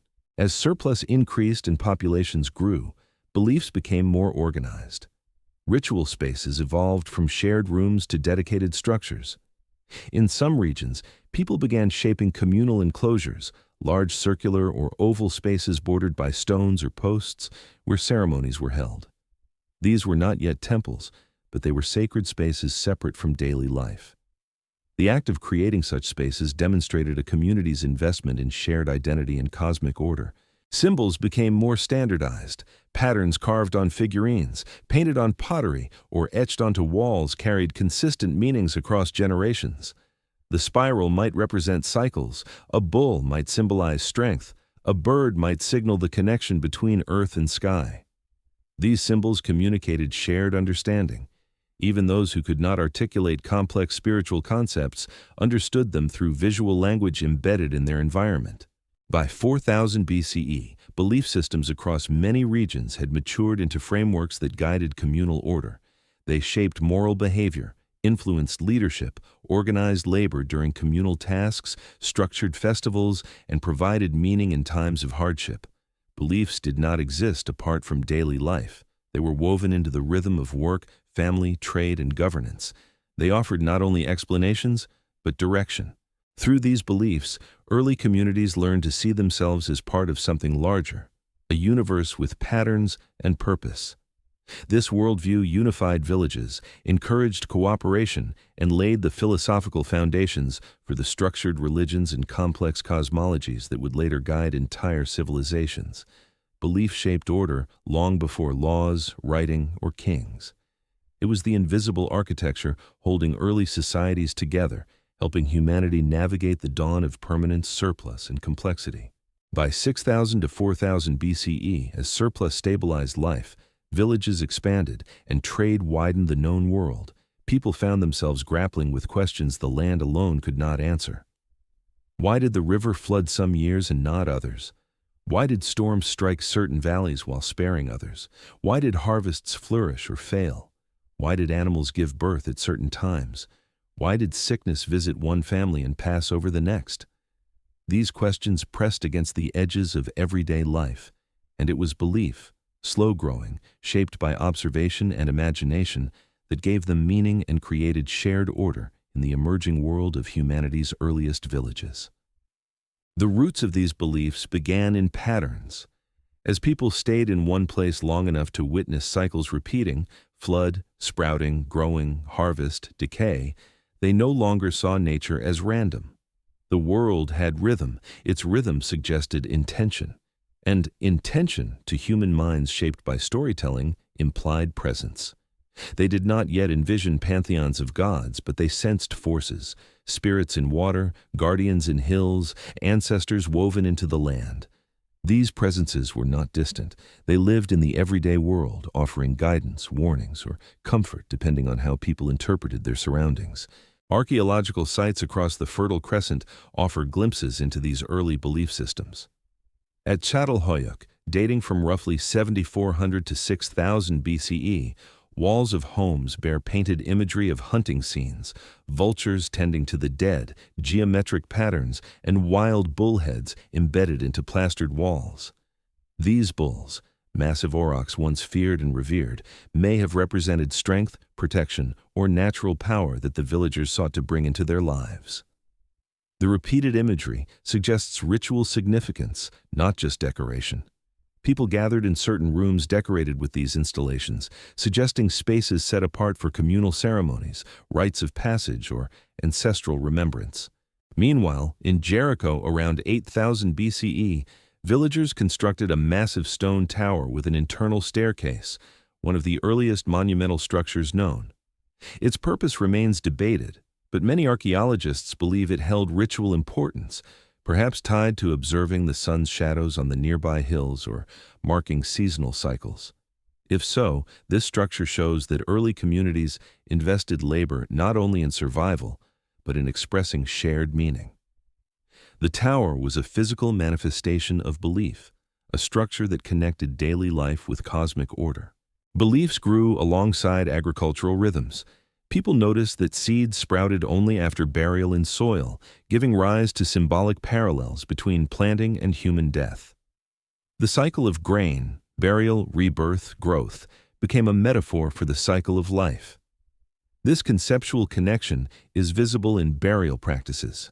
Many early communities placed the dead beneath house floors, often curled in fetal positions, as though returning them to the earth to be reborn in some form. Some skulls were plastered to preserve facial features, suggesting ancestor veneration. These ancestors, close yet distant, may have been perceived as guardians of the household or intermediaries between the living and unseen forces shaping the world.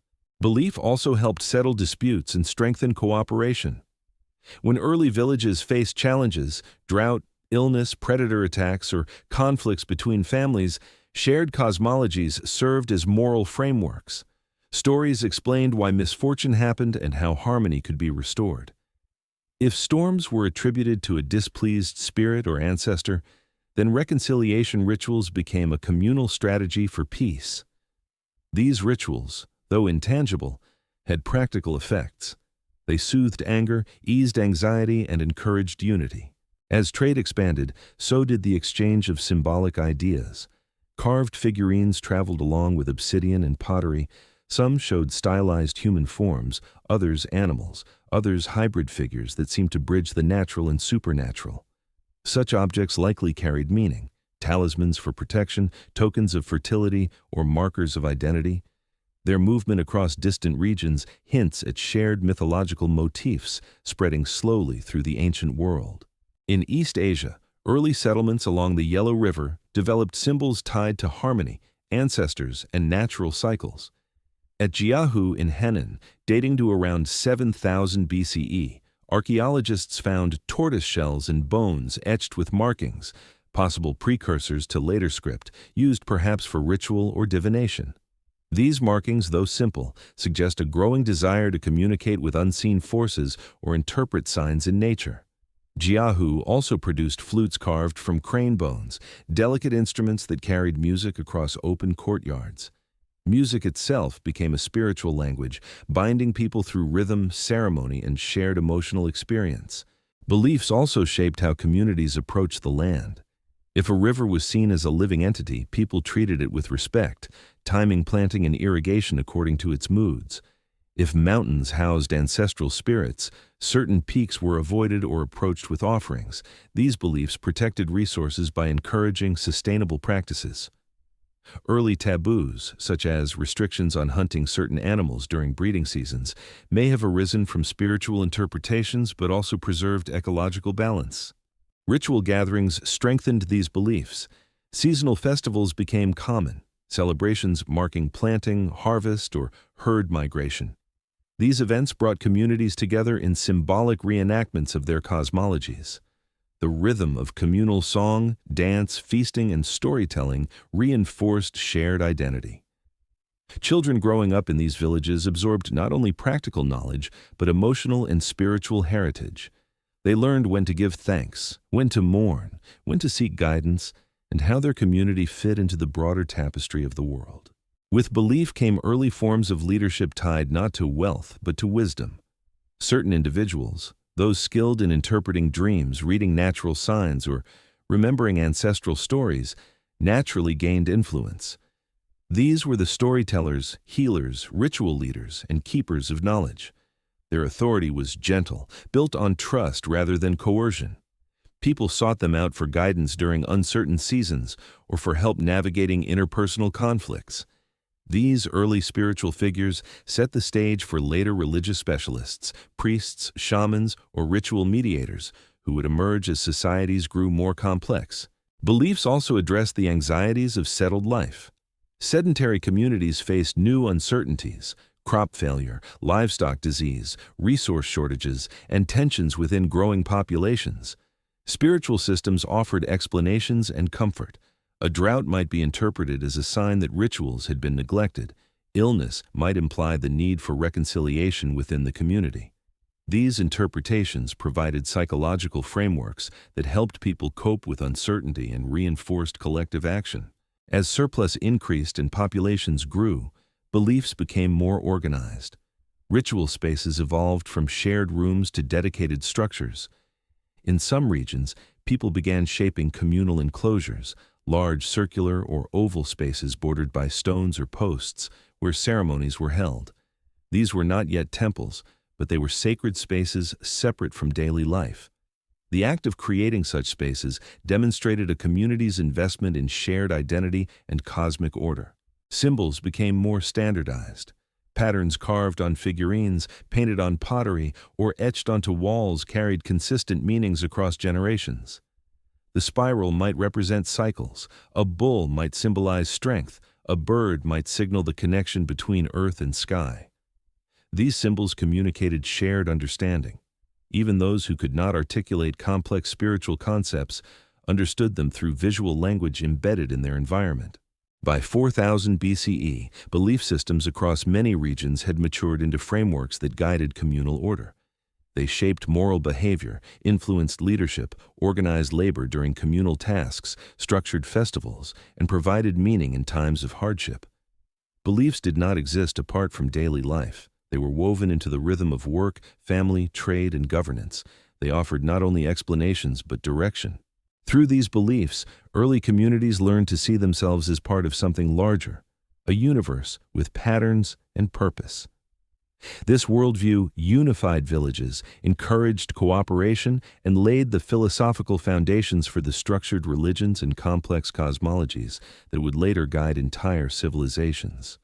Belief shaped order long before laws, writing, or kings. It was the invisible architecture holding early societies together, helping humanity navigate the dawn of permanent surplus and complexity. Between 6000 and 3500 BCE, as villages expanded into multi-generational communities and regional networks tightened through trade and shared rituals, leadership began taking shape not as authority imposed from above, but as responsibility granted from below. The earliest leaders were not rulers, they were anchors, individuals whose presence eased tensions, guided group decisions, and held communities steady as life grew more intricate. In the earliest stages, leadership emerged from age.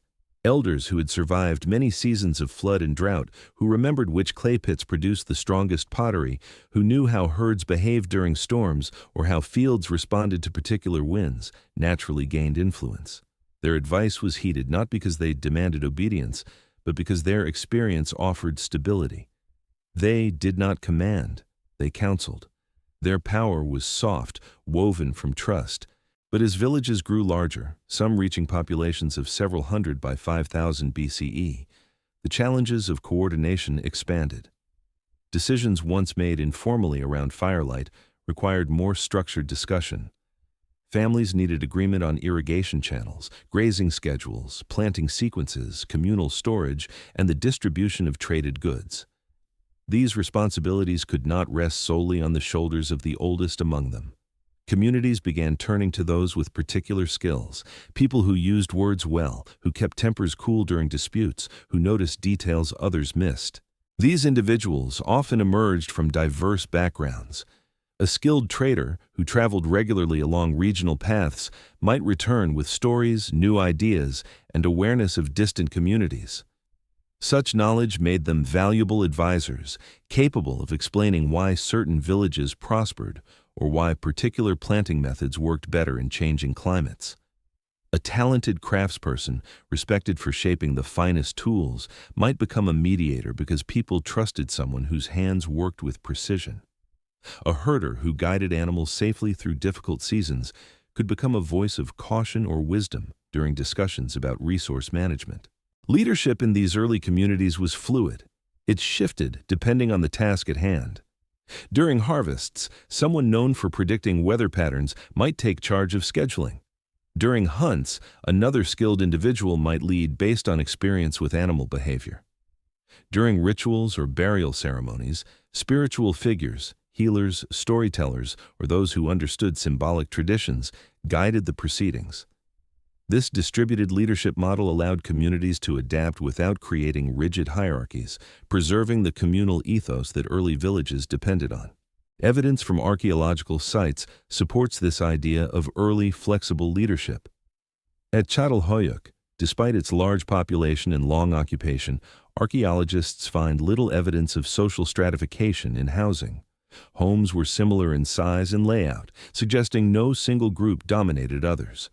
Yet, certain rooms appear repeatedly as gathering spaces, larger, more elaborately decorated, containing symbolic installations such as bull skulls, plastered reliefs, or painted walls.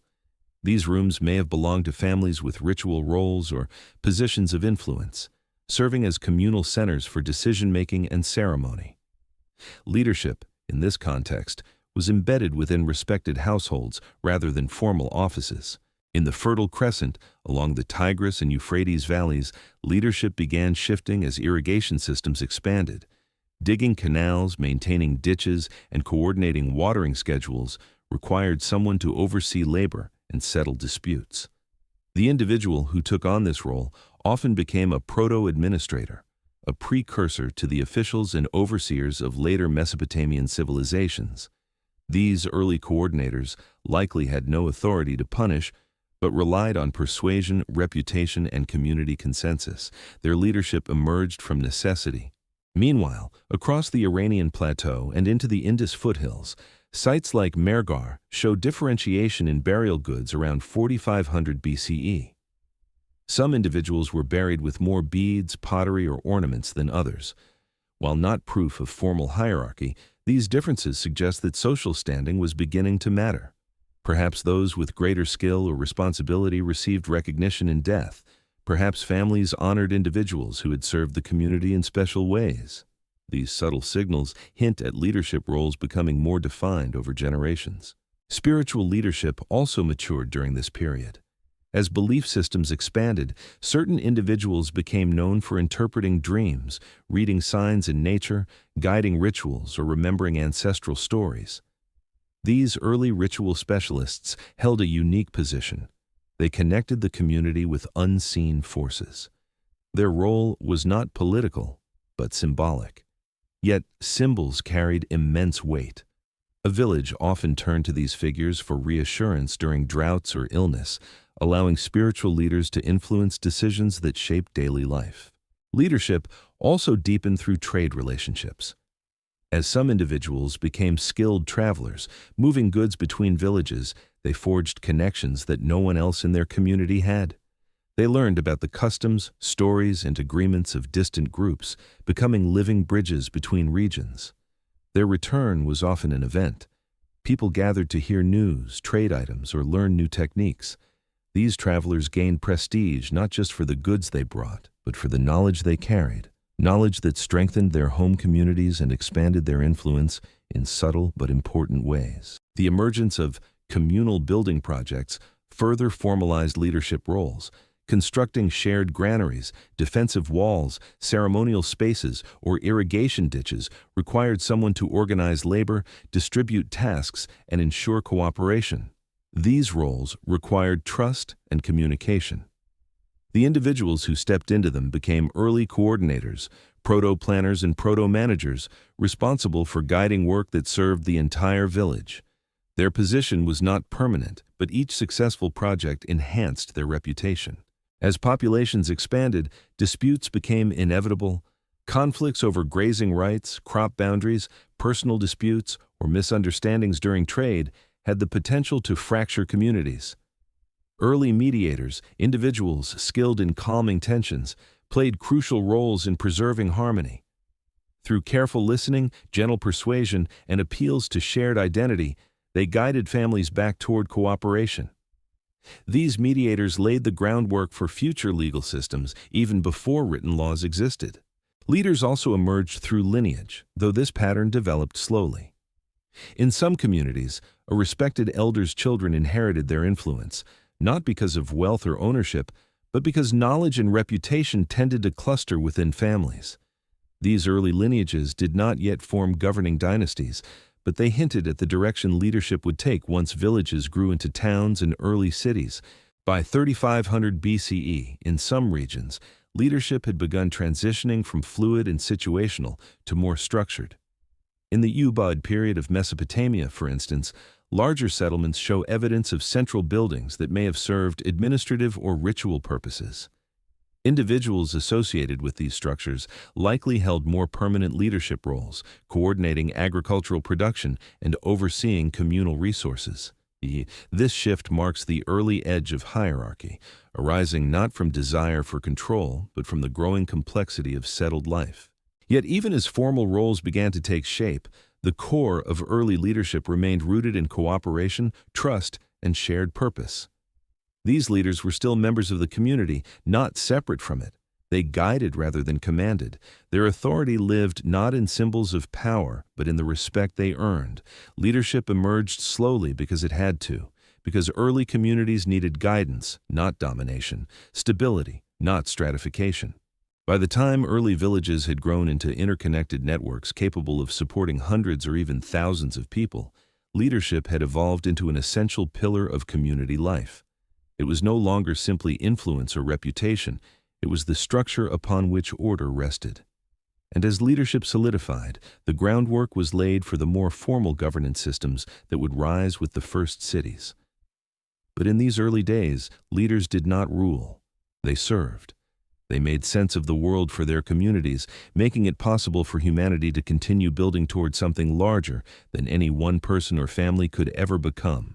Walls rising quietly began, as subtle lines in the dirt, small boundaries marked by stones or packed earth, nothing more than humble edges meant to keep animals from wandering and children from straying. Yet between 3500 and 3200 BCE, as growing villages across Mesopotamia, Anatolia, the Iranian Plateau, the Indus Plains, and even parts of East Asia swelled into something larger and more complex, those modest boundaries slowly transformed into true walls, protective structures that sheltered not only bodies, but the fragile webs of trust, cooperation, and surplus that early communities had so carefully woven. Walls did not begin as instruments of war. They began as gestures of care, as the physical expression of a simple truth. When people stayed in one place long enough to build, they felt compelled to protect what they had built. At first, these walls were nothing like the towering fortifications of later civilizations. They were low, sometimes barely waist-high, built from mud brick, stone, or wattle and daub. Their purpose was practical: to keep goats from trampling gardens, to separate living areas from workspaces, to protect stored grain from curious animals. In early settlements like those of the Ubaid period in Mesopotamia or the villages along the Anatolian Plateau, such boundaries appear around domestic clusters, outlining courtyards and marking the edges of communal spaces. These early walls signaled a new awareness of property, not ownership in the later legal sense, but a recognition that certain spaces held shared meaning and needed structure. As villages became denser, the need for order increased. Narrow pathways formed between homes, work areas needed separation from storage rooms, animal pens required sturdy boundaries. The simple act of building houses close together forced communities to think spatially, to define where one household ended and another began. These boundaries weren't rigid or hostile. They were gentle, practical, and often symbolic, shaped by the rhythms of daily life. But they represented the first steps toward organized urban layouts. Yet, beyond household boundaries, something larger soon emerged. As populations grew into the hundreds or thousands, villages became targets, not necessarily of war, but of hunger. Neighboring groups might move in search of food during lean seasons. Predators learned that livestock clustered in villages made for easy meals. Stray animals wandered in, damaging fields and food stores. The growing dependence on agriculture made communities both prosperous and vulnerable. And so, the idea of building a wall around an entire village slowly took shape. Jericho, one of the world's earliest known fortified settlements, offers a striking example.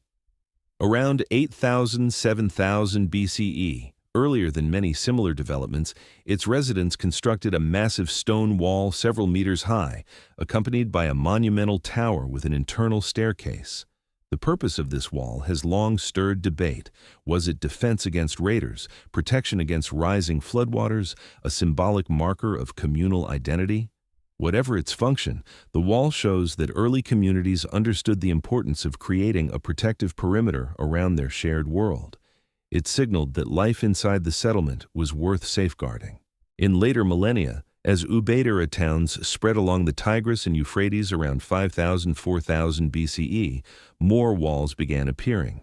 Some were large enough to encircle entire communities, built from sun-dried mud bricks laid in careful rows. These walls were not yet militarized, but they offered security against wandering herds, wild animals, and small bands of outsiders seeking resources. They also defined the settlement itself, creating a physical boundary that separated inside from outside. That distinction, simple as it seems, had profound implications for how people saw themselves. Inside the wall lived those who shared labor, rituals, fields, and ancestry. Outside lay the unpredictability of the wider world. Walls also shaped identity. A community that built together bound itself through effort. The construction of even a modest wall required cooperation, mixing mud, hauling stones, stacking bricks in the heat of long days. These projects asked for planning, organization, and labor distribution. In many ways, the act of building walls strengthened leadership roles and cemented community cohesion. When villagers worked side by side, they deepened trust and internalized a sense of belonging that transcended individual families. At the same time, walls transformed the emotional landscape of early society. For generations, humans had navigated open plains and forests where horizons stretched endlessly. Movement was fluid and boundaries were invisible. But walls introduced the idea of within and beyond, of home as an enclosed, protected world. This shift encouraged people to see their village not only as a shared living space, but as a symbolic entity, a collective self that needed safeguarding. A protected community became something to defend, nurture, and identify with, creating the first hints of civic identity long before cities existed. As the centuries progressed, walls grew more sophisticated. Builders learned to buttress them with supporting beams, to plaster surfaces with mud for weather resistance, and to create narrow entrances that funneled movement.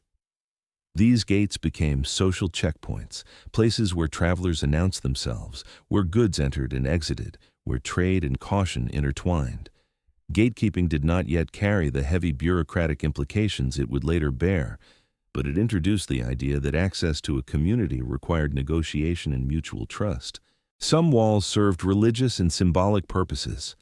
In Anatolian sites like Çatalhöyük, while there is no grand perimeter wall, many homes shared walls with one another, creating an impenetrable labyrinth of interconnected structures. The outermost homes acted as a protective shell, their rooftops functioning as streets. This organic form of walling created a communal fortress without formal design, showing that protection could emerge as a natural result of architectural density. Elsewhere, symbolic walls marked sacred spaces. Enclosures built around ritual areas or burial grounds signaled that certain lands were set apart. These walls communicated spiritual boundaries, reminding villagers that some places were to be approached with reverence, others avoided out of respect for ancestors or unseen forces. Walls also influenced trade. As settlements became more defined, traders arriving from distant villages recognized the structure and scale of the community before even entering. A walled settlement conveyed stability, prosperity, and organization. It signaled that a community could offer trustworthy exchange and that its leaders could ensure safety. Trade paths increasingly linked fortified settlements, weaving together networks of communities that defined themselves through both cooperation and shared architecture. Over time, walls altered how communities planned their future. Villages could no longer expand endlessly outward. They had to consider space within and just beyond the walls. This led to structured planning, designating areas for storage, markets, workshops, and communal gatherings. It encouraged early forms of zoning, even if not consciously conceived as such. The physical limits of walls required communities to think creatively about how to manage growth. By 3500 BCE, some settlements, particularly in the Mesopotamian Ubaid and Uruk periods, began building larger defensive structures in response to increasing population density and growing tensions over water and land. These walls were more than boundaries. They were statements of collective identity and capability. They signaled that a community had grown complex enough to require protection against external threats, whether human or natural. Yet despite their growing size and sophistication, the first walls were not monuments of fear. They were monuments of care. They arose because people finally had something to lose.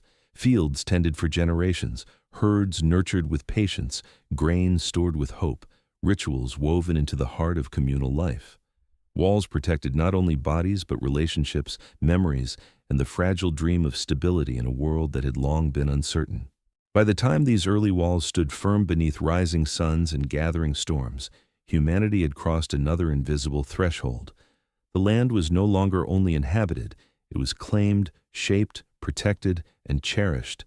And as these quiet walls rose around early villages, they ushered in new possibilities: the organization of space, the strengthening of leadership, the complexity of social identity, and the first hints of urban life.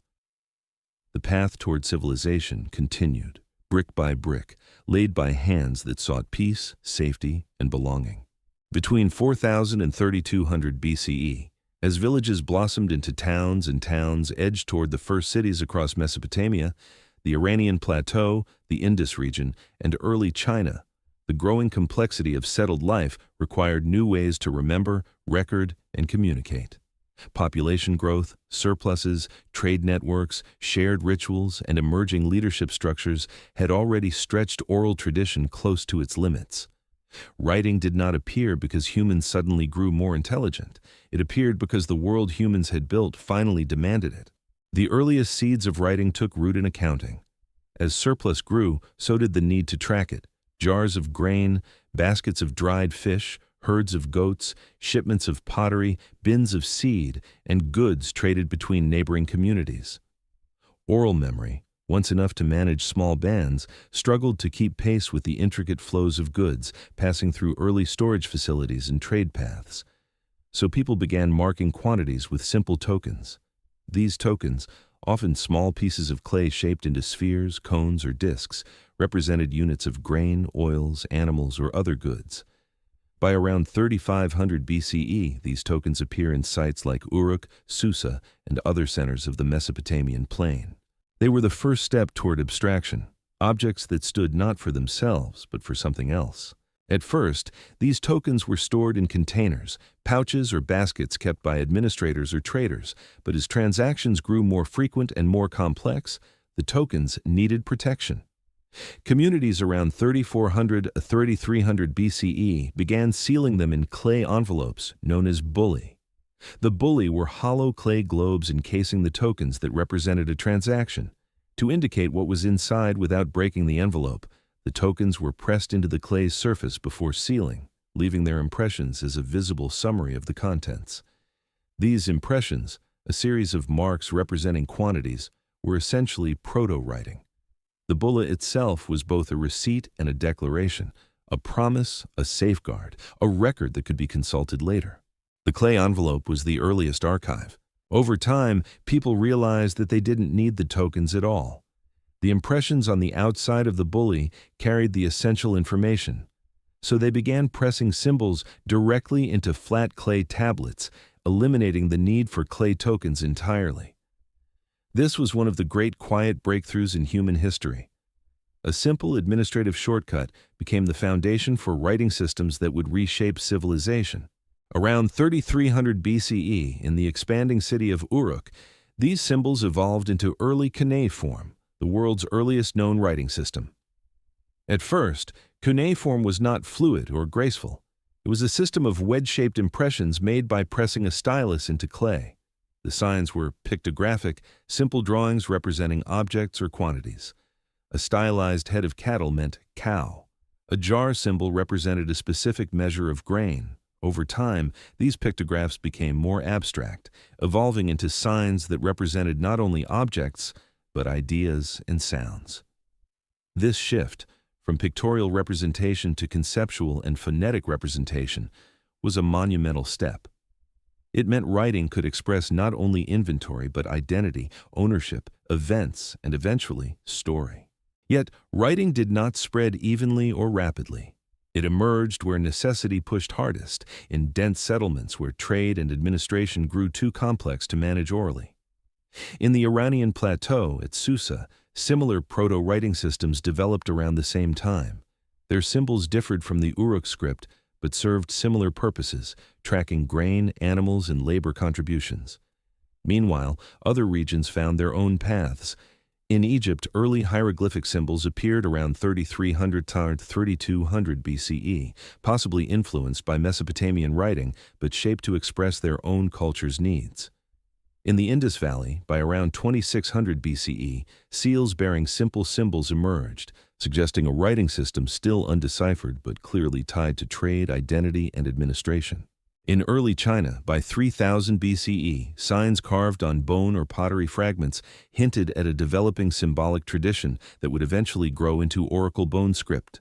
But long before these systems matured, writing served primarily as a tool for order. It tracked who owed grain to whom, which families contributed to communal granaries, how much livestock moved along trade routes, and what items were stored for upcoming festivals or rituals. Writing reduced disputes by providing tangible proof of agreements. It anchored trust in physical marks, easing the burden on memory. A clay tablet did not forget. As writing expanded, it began shaping leadership. Administrators, often individuals who already held influence due to their roles in organizing labor or managing storage, became custodians of written records. Their knowledge gave them new power, the ability to track resources, organize taxation in its earliest, simplest forms, and manage distribution systems. They did not yet dominate society, but literacy gave them a specialized skill that increased their importance. Writing enabled emerging forms of governance to coordinate communities more effectively, marking the early rise of bureaucracy. Writing also changed time. Records allowed communities to track seasonal patterns more consistently, when floods came, when harvests peaked, when animals birthed their young. Over generations, these written notes helped refine agricultural planning and ritual calendars. Festivals could now align more precisely with seasonal events, strengthening communal identity. Writing froze moments, names, numbers, events, so they could be revisited long after memory might fade. But writing also carried symbolic power. The act of marking clay, bone, or stone felt significant. It signaled intention, permanence, authority. As symbols standardized, they began appearing on objects beyond simple record-keeping. Seals, engraved stones used to stamp wet clay, became signatures of identity. They marked ownership, authenticity, and responsibility. A seal impression on a jar or tablet meant that someone stood behind its contents, that the goods or information came with the weight of reputation. These seals often featured animals, mythic creatures, or geometric designs tied to lineage, occupation, or spiritual beliefs. They merged identity with administration. In villages and towns where literacy was limited, writing still touched daily life indirectly. People who could not read recognized the shapes on tablets and seals as meaningful. They saw written symbols on pottery, doorposts, or storage jars, and understood that these marks represented order beyond the spoken word. Writing thus became a collective anchor, a sign that their community had a memory larger than any one person. Over time, writing also supported the creation of early myths. Though most storytelling remained oral for millennia, writing allowed names, genealogies, and sacred symbols to persist. Ritual specialists could refer to earlier records when planning ceremonies or invoking ancestors. These marks deepened the continuity of cultural memory, linking generations through recorded traces. By 3200 BCE, writing systems across regions were beginning to stabilize. Scripts acquired rules, patterns of signs, directional conventions, standard layouts. These rules, simple as they were, laid the foundation for the complex bureaucratic systems that would soon govern the earliest cities. Writing did not create civilization, but it enabled its next stage. It allowed communities to scale, to coordinate across distances, to manage resources with precision, and to preserve knowledge across generations. The first written marks were small, just wedges in clay, small strokes on bone. But those marks represented a turning point in human history. They were the moment when memory stepped outside the mind, when information became external, visible, durable. Writing allowed humanity to communicate across time, to preserve agreements, to share ideas beyond the moment they were spoken. In those early lines pressed into soft clay, the human story found a new voice, one that would carry forward into the age of cities, kingdoms, and civilizations that were just beginning to appear on the horizon. 4000 and 2500 BCE, across Mesopotamia, the Indus Valley, the Nile floodplain, the Iranian Plateau, and the Yellow River Basin, villages that had once been modest clusters of families began swelling into sprawling settlements. These growing communities were not merely larger, they were fundamentally different. They required new rhythms of living, new forms of cooperation, and new ways of imagining what a human community could be. A city was not just a place, it was a living organism, breathing through the flow of people, goods, ideas, and rituals. The transformation began in Mesopotamia, where the fertile plains between the Tigris and Euphrates rivers nurtured some of the earliest experiments in large-scale settlement. By 3500 BCE, places like Uruk expanded far beyond previous villages, reaching populations that may have exceeded 20,000 Tarn, a staggering number for the ancient world. Houses crowded together in dense neighborhoods, narrow lanes intertwined like veins. Large communal buildings rose, some dedicated to administration, others to ritual, others to storage.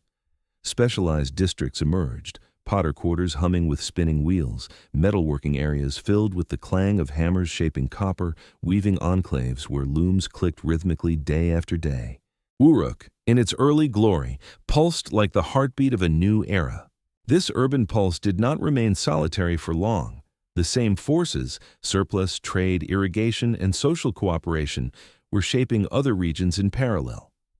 In the Nile Valley, settlements like Hierakonpolis and Nakata grew into major centers by 3500 BCE, connected by the steady flow of the river that tied Upper and Lower Egypt together.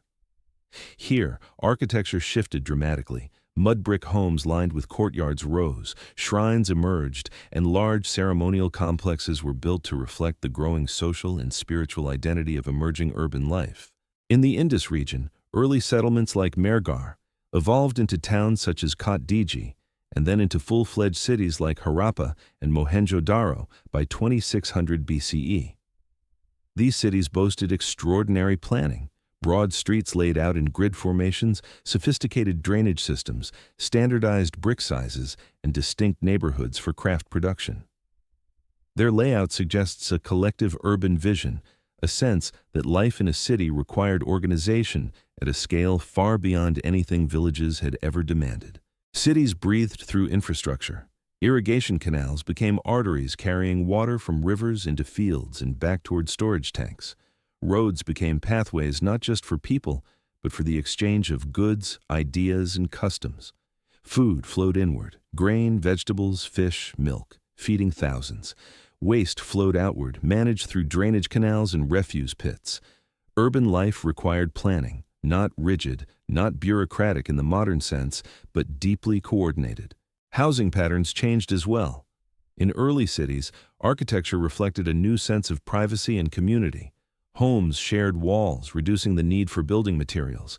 rooms became more numerous, with storage niches, elevated sleeping platforms, cooking hearths, and courtyards for light and airflow. Roofs served as workspaces and sometimes as walkways, as in earlier Çatalhöyük. Families carved out their own spaces within the larger organism of the city, and yet no home existed in isolation. Every wall touched another, every doorway opened into the shared pulse of the streets. Temples and communal buildings grew increasingly prominent. These were the lungs of the city, spaces where people gathered to breathe in shared stories, rituals, and decisions.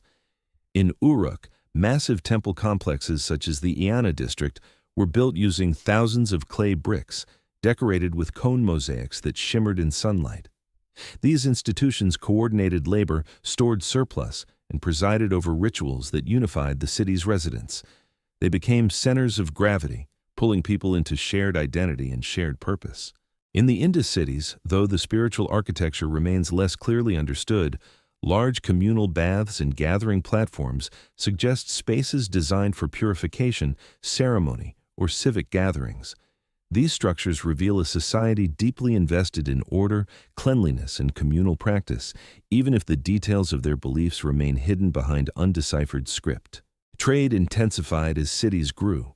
Urban centers required vast amounts of raw materials, metal ores, precious stones, timber, and specialized goods. Long-distance trade routes stretched like nervous systems connecting major centers. Mesopotamian cities reached toward Anatolia for metals and toward the Iranian plateau for stone and timber. Indus cities traded with both Mesopotamia and Central Asia, as evidenced by Indus-style seals found far west and Mesopotamian beads found in Harappa. Chinese Neolithic cultures along the Yellow River exchanged ceramics, jade ornaments, and early bronze artifacts with neighboring settlements. No city breathed alone. Their inhalations, imports, brought foreign materials.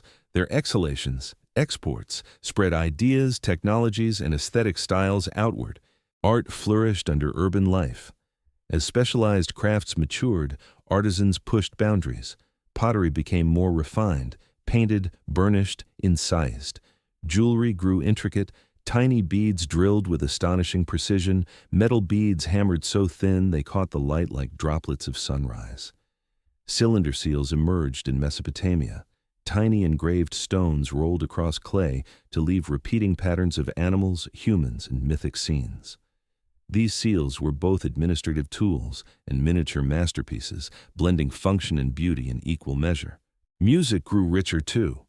The flutes, drums, and harps uncovered in early cities reveal the importance of rhythm and melody in public ceremonies and private life.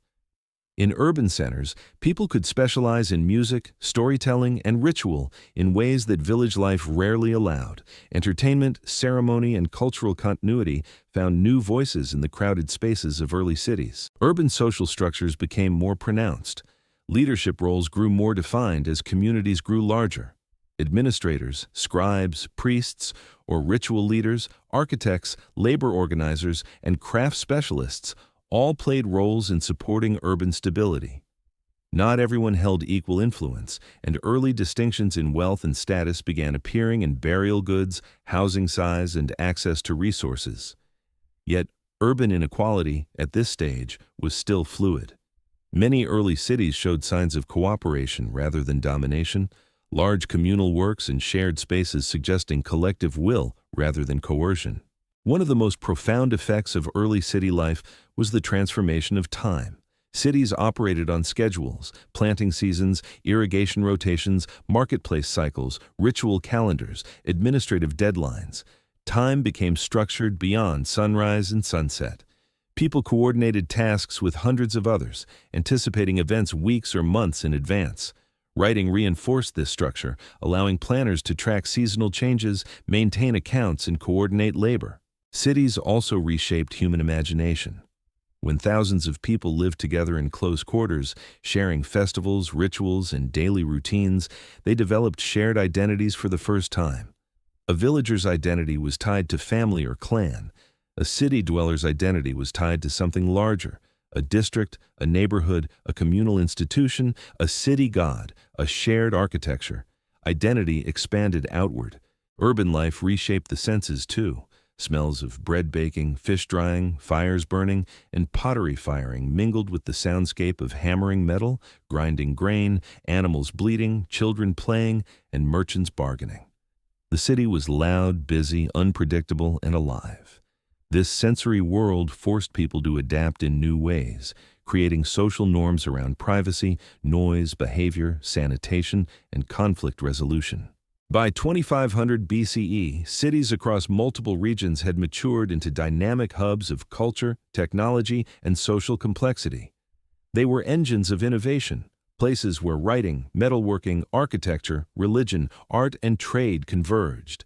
They breathed through the coordinated movement of thousands, shaping and being shaped by human ambition, cooperation, and imagination. Cities became humanity's new homes, not just shelters, but social ecosystems vibrating with shared purpose. They formed the backbone of early civilization, setting the stage for the laws, kings, empires, and monumental achievements still to come. And even in these early centuries, long before stone ziggurats or vast palaces rose, the cities themselves, alive, humming, growing, felt like humanity's first great masterpieces. 3000 and 2000 BCE, as early cities matured along the Tigris and Euphrates, spread across the Nile floodplain, rose in the Indus Valley, and took root along the Yellow River, the interwoven threads of agriculture, surplus, ritual, writing, leadership, and architecture finally tightened into something cohesive. Civilization, complex, interconnected, resilient, was no longer an experiment. It became a way of life, shaping societies with a permanence no wandering band could have imagined 12,000 years before.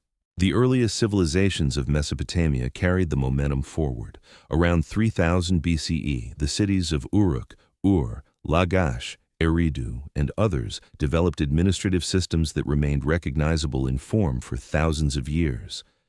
Writing evolved from simple clay impressions into full cuneiform script, capable of capturing not only economic records, but hymns, myths, contracts, and royal decrees. Temples grew into grand ziggurats, tiered structures that soared over the flat plains, merging religious reverence with political expression. These structures were not mere buildings, they were symbols of communal identity. Each city organized itself around a central temple complex, where scribes, priests, workers, and leaders coordinated the agricultural cycles that sustained urban life. Civilizations depended on cooperation at a scale that dwarfed anything seen before. This organizational leap did not erase the past, it built upon it. The firelight agreements of earlier villages evolved into formal codes. The responsibilities of early coordinators crystallized into administrative roles: grain measurers, canal overseers, scribes responsible for record-keeping, and leaders who managed disputes and organized labor across the city. These officials did not emerge as tyrants, they emerged because civilization itself required them. The city was too large, too complex, too interdependent to function without structured oversight. At the same time, the concept of kingship emerged, not as a sudden imposition, but as the natural evolution of leadership roles that communities had slowly developed. Early Mesopotamian kings, known as Lugal, were not yet absolute rulers. Many began as military leaders or administrators, chosen to coordinate large projects, irrigation canals, defensive walls, or communal ceremonies. Over time, their authority expanded through ritual, tradition, and success. Kingship offered continuity. As cities grew, people needed symbolic anchors, figures who embodied the stability and identity of their community. These early kings served that purpose, linking the mundane reality of daily life with the cosmic order envisioned by their religious systems. Meanwhile, in the Nile Valley, the unification of Upper and Lower Egypt around 3100 BCE brought the world one of the first territorial states. Here, the concept of kingship expanded into something even more symbolic.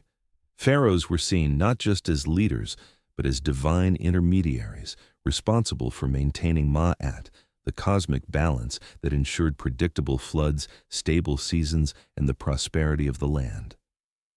Monumental architecture, such as early mastabas and eventually pyramids, emerged from this religious and political union, each structure reflecting the increasing sophistication of engineering and administrative coordination. Egypt's civilization grew in harmony with the river that sustained it, each dynasty building upon the lessons of the previous one. Farther east in the Indus Valley, cities like Harappa and Mohenjo-Daro reached remarkable sophistication by 2600 BCE. Unlike Mesopotamia and Egypt, the Indus civilization left no deciphered written records, but its urban planning speaks volumes. Streets formed in grids, drainage systems channeled wastewater beneath homes. Standardized brick sizes suggest coordinated production and central oversight. Yet the archaeological record reveals little evidence of palaces or massive temples, implying that their organizational structure may have been more collective or distributed than hierarchical.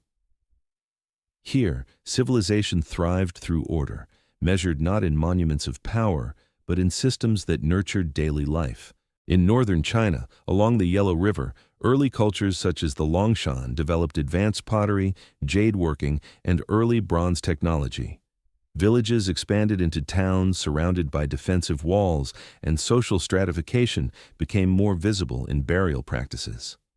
By around 2000 BCE, the foundations were laid for the rise of the Shang dynasty, one of the earliest civilizations in East Asia. Oracle bone inscriptions from this period reveal a fully developed writing system rooted in earlier symbolic traditions, linking divination, ritual, and governance. The Shang world was deeply spiritual, blending political authority with communication to ancestors and cosmic forces. Across these regions, a shared pattern emerged. Humans organized themselves into structures that could survive the pressures of population growth, environmental uncertainty, and the increasing complexity of daily life. Civilization was not a single invention, but a web of mutually reinforcing systems. Agriculture fed cities. Cities demanded administration. Administration required writing. Writing strengthened leadership. Leadership coordinated labor. Labor produced monumental architecture and expansive trade networks. Trade networks brought new materials, technologies, and ideas, further enriching civilization. Surplus supported artisans, musicians, scribes, potters, metalworkers, weavers, architects, merchants, and ritual specialists. Specialization expanded human creativity into fields unthinkable during the nomadic era. Art became elaborate, jewelry grew intricate, rituals grew elaborate, myths became written sagas, passed down across generations not just orally, but through enduring marks on clay, stone, or papyrus. The human voice gained permanence. Civilization also deepened humanity's relationship with time. Calendars became essential, tracking flood cycles, planting seasons, religious festivals, and administrative deadlines. Written records allowed communities to compare years, track trends, and adapt strategies. Time became measurable, predictable, and structured. Civilizations synchronized their lives not just to natural cycles, but to human-made rhythms, bureaucratic schedules, ritual calendars, and cycles of civic responsibility. Inequality, too, became more pronounced. As civilizations grew, social hierarchies solidified. Some people held more land, more cattle, more influence. Others worked the fields, shaped the pottery, or carried out the labor that sustained monumental building projects. Yet even within these hierarchies, civilization brought opportunities for mobility through skill, trade, or service.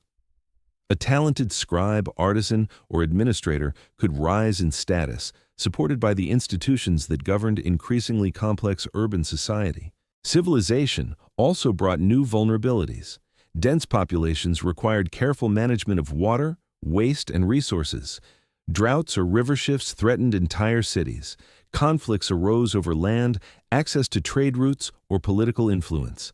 Early cities sometimes clashed, leading to the development of organized warfare, another system shaped by the needs of civilization.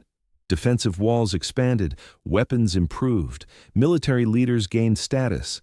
Conflict became a structured part of the human story, intertwined with diplomacy, alliances, and negotiations. Yet for all its challenges, civilization offered a new kind of stability.